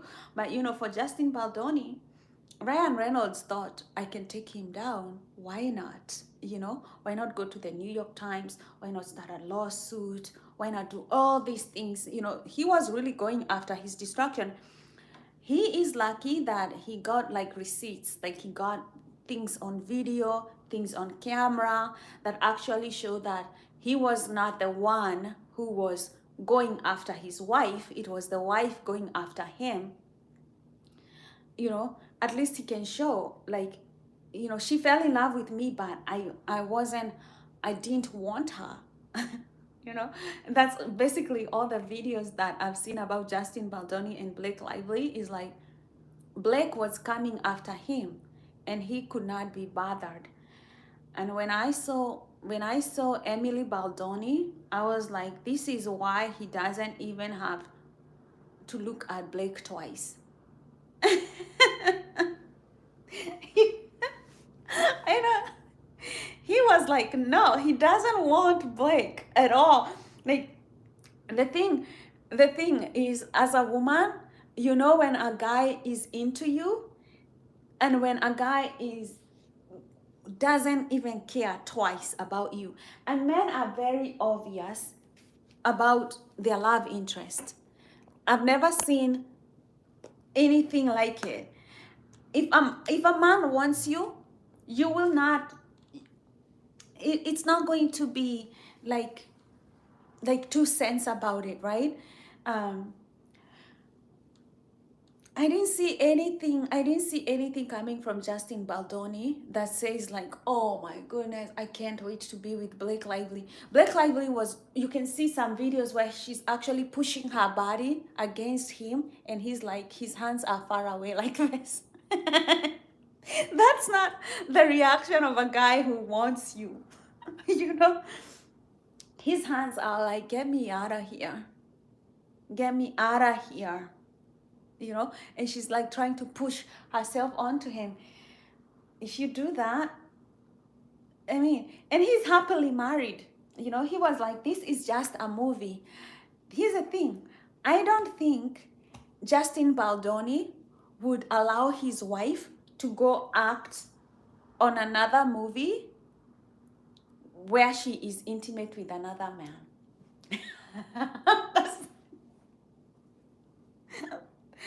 That's the thing right there. He can go on set and act with Blake Lively, but he wouldn't want his wife to go on set and act a love scene like that with another man, because he's territorial. So I don't know why Ryan Reynolds doesn't have a hold on his wife. Like, why would you do that as a man? Why would you allow your wife to go on set and act an intimate scene with another man? Of course, he will get mad. So, you know, Justin Baldoni would rather his wife stays home, doesn't go to work, and he can go hustle. He doesn't have to worry about another man touching his wife. He's like, I'm here for you. I'm going to provide for you. I'll go do all the acting. I'm like, Ryan Reynolds, why did you allow your wife, who just gave birth to your baby, go act a love scene with another man? And you know that, you know, it's very likely to act, chances are, if the guy is handsome, a woman will probably fall in love with him. If he's handsome and he's nice and he's sexy, chances are, you know, that woman will fall in love. Why would you allow your wife to do that? Go act on a movie. Tell her, baby, just stay home. We have enough money. You never ever have to work again. You know, you can do other things like fashion, where men are not involved. She has a great body. She can become a fashion icon. And she can start a YouTube video or channel and have a career, successful career. She doesn't, she's the kind of, you know, they fell in love on set. So she's not good at acting. You know, she fell with Ryan Reynolds when they were acting a movie.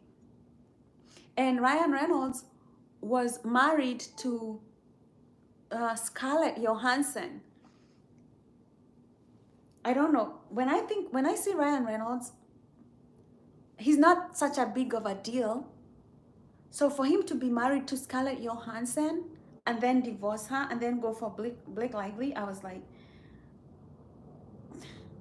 you can't even compare Blake and Scarlett.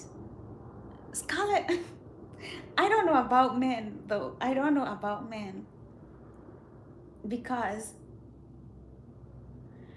I mean, have you seen Scarlett Johansson? She is, I don't know, but you can tell me. You can tell me. Can you look at Scarlett Johansson and tell me why a guy would want Blake Lively over Scarlett? Like I still don't get. As a woman, I don't get it, like at all.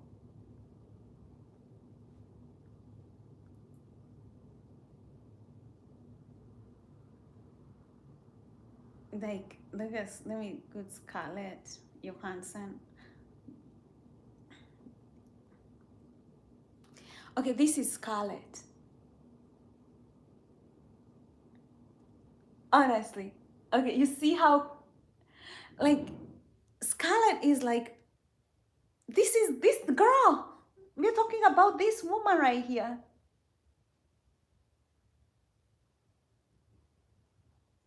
right? Why would he divorce this woman?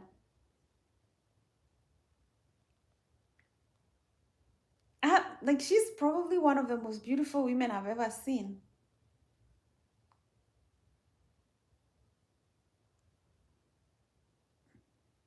He divorced this woman for Blake.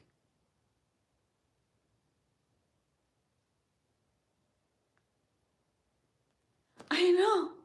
I still can't get over the fact that like nobody it's like how how do you go for the how do you downgrade? Like I don't understand, man.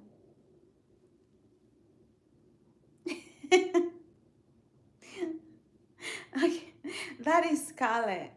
Okay, she went for this Blake Lively. I mean, and I'm not saying she's not a good-looking woman. It's just that. It's just that. There is Scarlett. Like I don't know. I don't know. Wow. Wow. Men are an enigma. Men are an enigma. You know, when you're told by the Bible, rejoice in the woman of your youth. I guess he could not be happy with the woman of his youth. Like that. I don't. Oh my goodness. He could not be happy with that woman of his youth.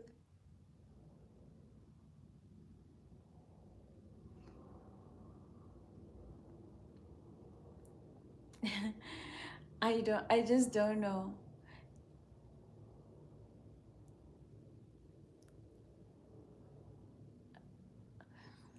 I don't know. I don't know what men want. I don't know what men want.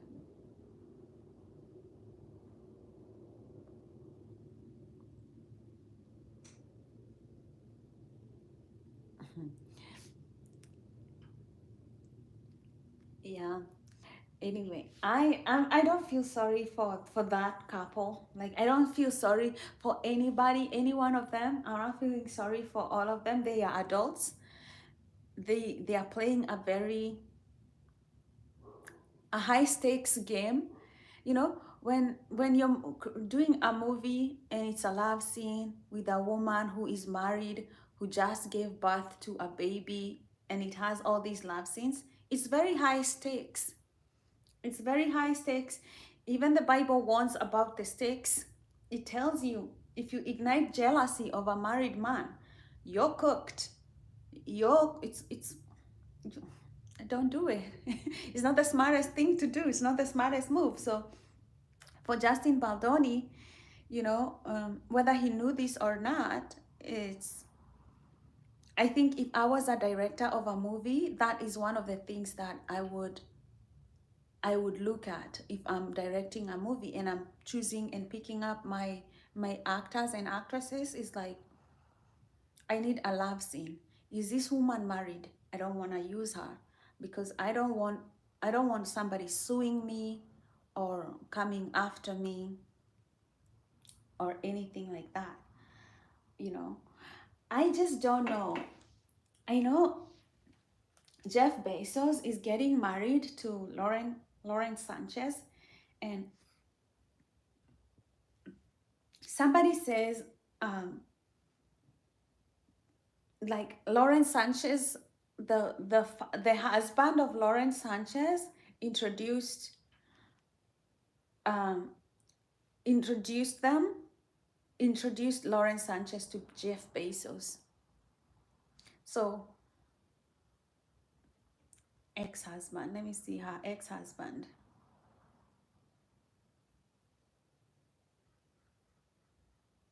Okay. So this is Lauren Sanchez, her ex-husband, and Jeff Bezos. So these two men, Jeff Bezos here and the husband, they were friends, and so he introduced her to him, right? And oh, it went to the wrong one. So this is her husband, them hanging out. Lawrence Sanchez, you can see his hand is on her waist. Jeff Bezos and him. And so that's how Lawrence Sanchez met her now fiance, Jeff Bezos. Now Jeff Bezos is worth like 200 billion, and the Lawrence Sanchez's ex-husband, he's worth like 200 million or 400 million.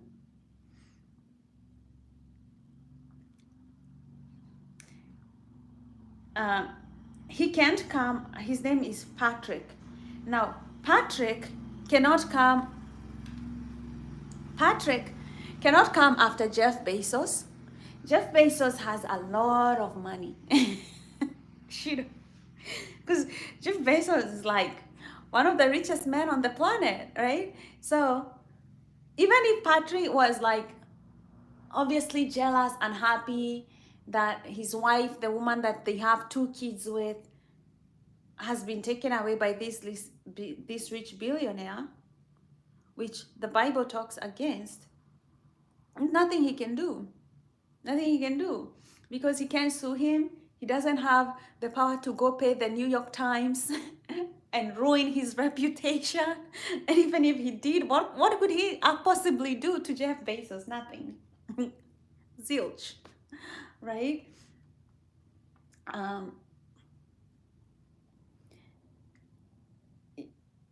Yeah.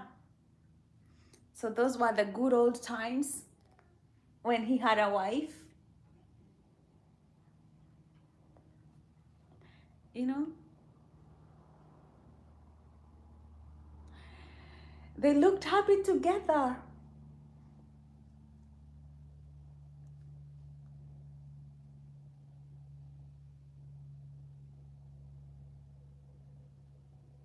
You know, she was still doing good. This is why if you're rich, don't have your wife work. Money did that. I tell men, don't have your wife work. He introduced his wife to a rich guy so that she can go work for Jeff Bezos. Yeah. I think Jeff Bezos wanted a project and he needed somebody to help him work on it. And Patrick was like, oh, my wife can do it. Hey, your wife can do it. All right. Okay. Do you know Jeff Bezos has the power to retire her so that she never has to work? Ton of bricks. Bam. Money did that. right. You said it. Money did that.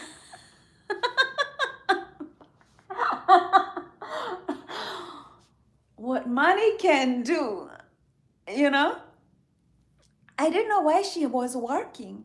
Why was she working? If you're worth like 400 million, why is your wife working? That is enough for her to just go on trips and never have to work again.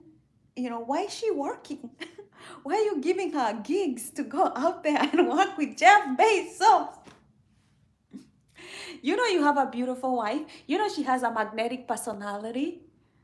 You know, if you put her in front of any guy, he will get jealous and want her. And you put her in front of the richest man on the planet.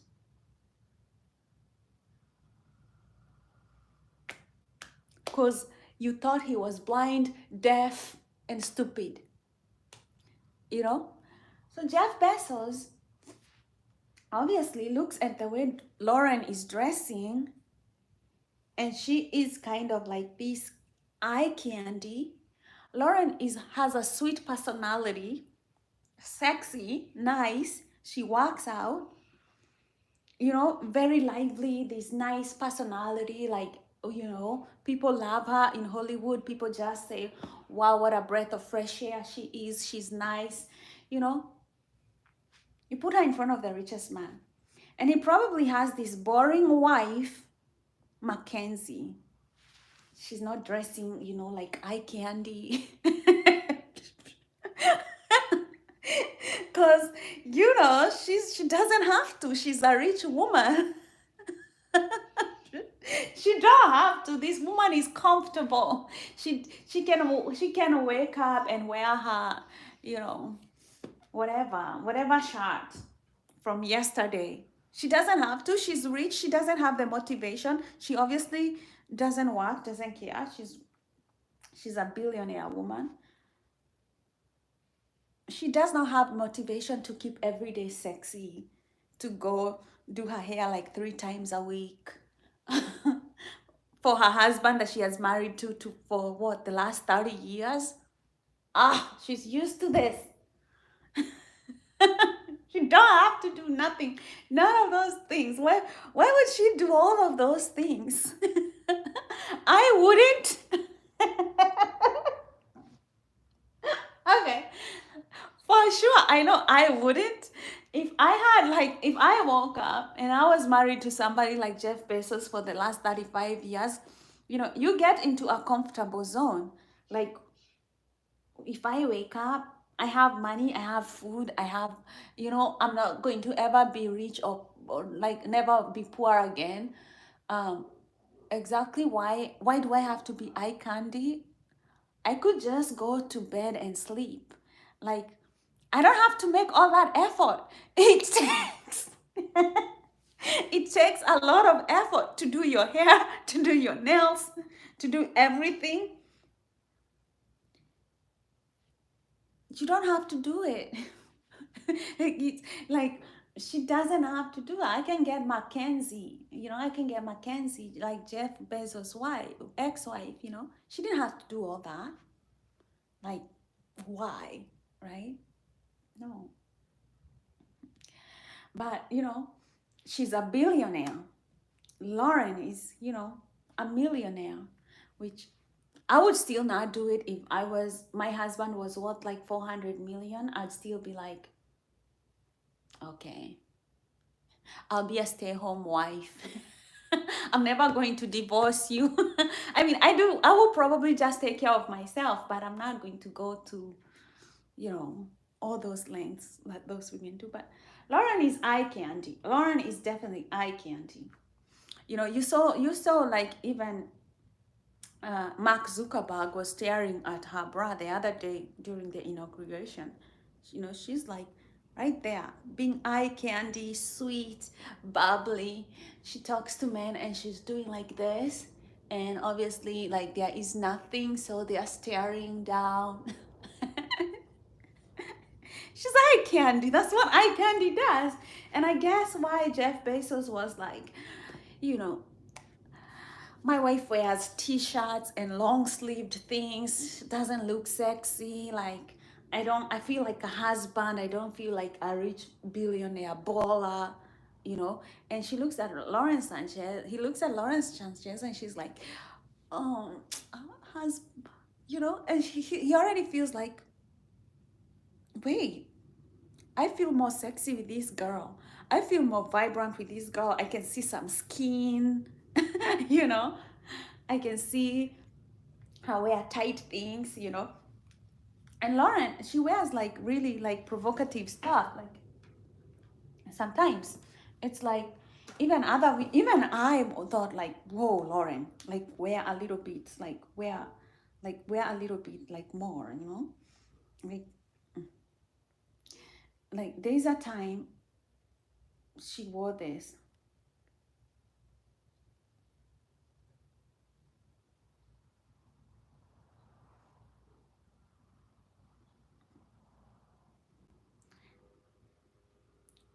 There's a times like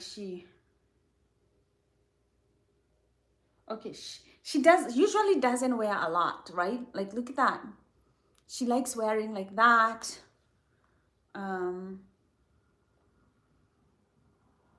that's her like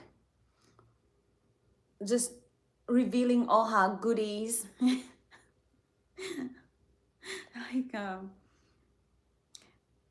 you know, that's her. She's been criticized of the way she dresses. She's just like eye candy, you know, you get it. You get. And I guess that's what Jeff Bezos likes, you know. Um, you know, that's her. So, I mean, so you know what I mean. You know what I mean. Eventually, Jeff Bezos got the point. Got the point. Like, um, you know, that's how she dresses.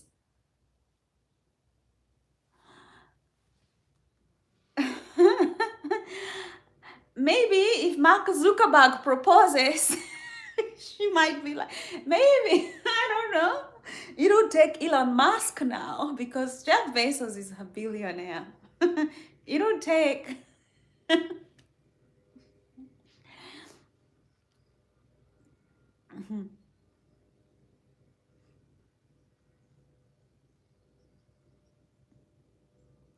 Like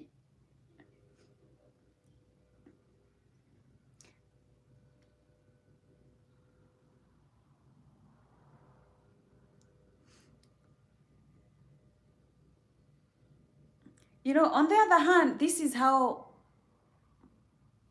is Mackenzie Bezos.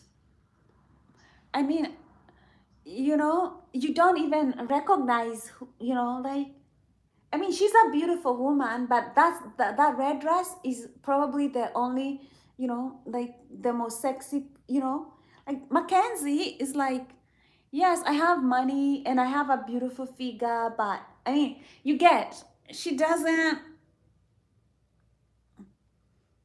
she doesn't, that's how she dresses. you can you can see the difference. You can see how Mackenzie dresses. Even if she can be eye candy, she doesn't, you know, she dresses like a decent woman. She dresses like your mom sometimes. Um, yeah, if she, like, this is her and Jeff Bezos, you know, she's wearing a very flowy dress, and I guess it's nice. And I guess, she looked like, she bought a dress, a nice dress. Let's go to prom. you know.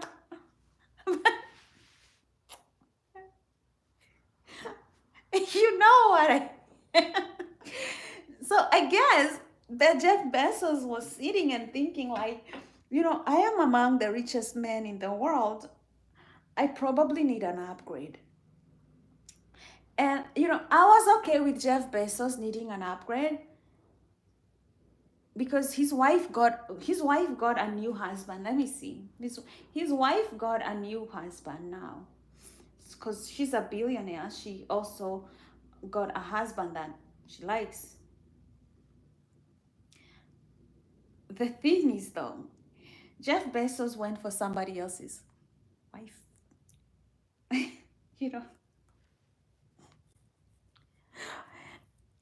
and it was somebody he was doing business with. It just be like, ah, it's a rough. Men are rough. Men can be brutal. That's when you know, like, it's a doggy eat doggy world, you know.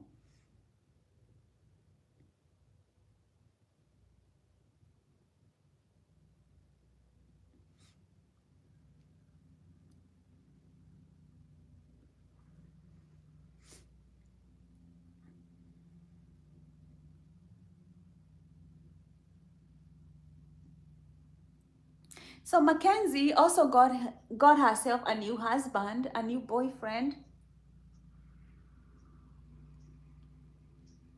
but you know, she went for a teacher, a regular guy.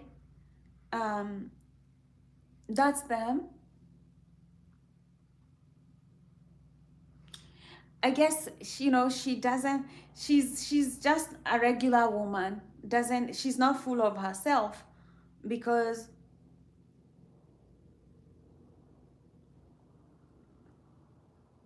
you know she just went for a regular guy, like a regular nice guy, a teacher.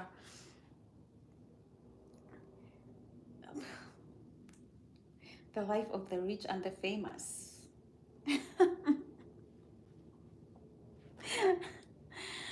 um, yeah. So I think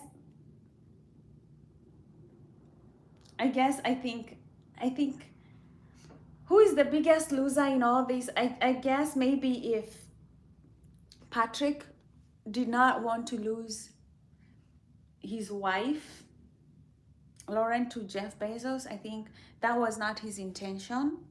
I think obviously you know, every man hopes that the woman they are with loves them for who they are and that they are happy with the family that he has given her, the life that he has given her, and that, you know, they hope that a big baller, a man with richer money, more money can come and just take his wife, you know. That's the Christian way of life. That's the Christian way of life because you know what? There's always temptation. There's always temptation. But you know, the voice of God always is there to teach us the right thing to do, the good things to do, you know. So we'll see. I hope Jeff Bezos is happy with his choice and he doesn't get bored and be like, you know what? I'm bored with this too. Let me upgrade. You know, you can get into that life where you would just want to upgrade. And I'm not saying that Lauren's marriage was perfect and that, you know, they were having this wonderful life. Maybe they were still planning on divorce or separating. I don't know. I'm not the judge of all this. I'm just saying, you know, the Bible can help us understand. Hi, Camille. How do you say your name? Camille? Camille? I'm doing good. I'm doing good today. Just a nice, lovely Saturday morning. What are you up to? Do you have like nice something coming up that you're looking forward to? Or something you want to do fun for yourself? Hi, Dodge. Camry? Camry? Do you say it like Camry? Is that how you pronounce it? Camry?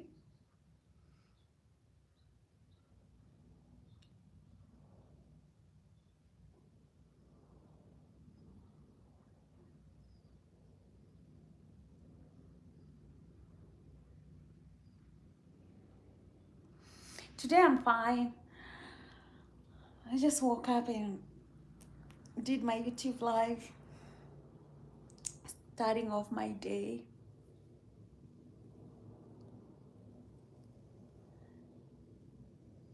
Yeah, it's actually getting sunny outside. So I might go for a walk outside, do something fun outside. I've been wanting to go kayaking. Last time I did kayaking, I fell into the water. And it was okay because it was the summer. You can still swim and do your own thing. But right now, if I fell when I'm kayaking, the water is freezing cold. So I'm kind of like, do I really want to do it? Mm. You just dropped in to say hi. Oh, you got a busy day?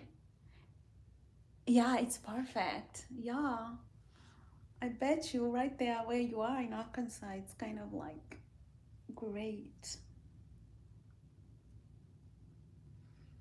Yeah. What's your plan? Do you want to go shopping or do you want to go hiking or what are you up to today or watch a game later today? There's always some men are lucky because if they like watching games, there's always a nice game happening. Or go golfing. Oh, nice. That sounds fun. Work on your target, on your ability to target. I'm not very good at golf. I'm not very good at golf.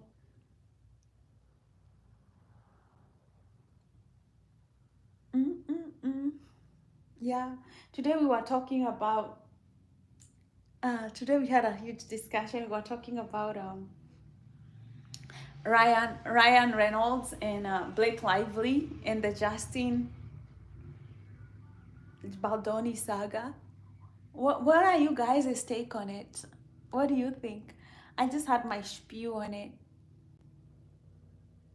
Um, it was. We can always talk about that drama for another day, but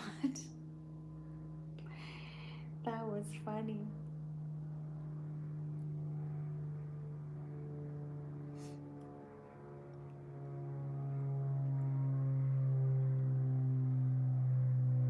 God bless you, Dodge. Like nice seeing you. I like when you show up. I always love seeing you.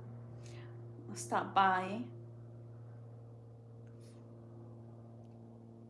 Make it a beautiful day. I'm actually just going to go outside myself. It's been I've done a good live today. Almost 2 hours to over 2 hours of live. So I guess I can stop it here. See you next time. I love you guys. Um, yeah, have a wonderful day. Bye, love.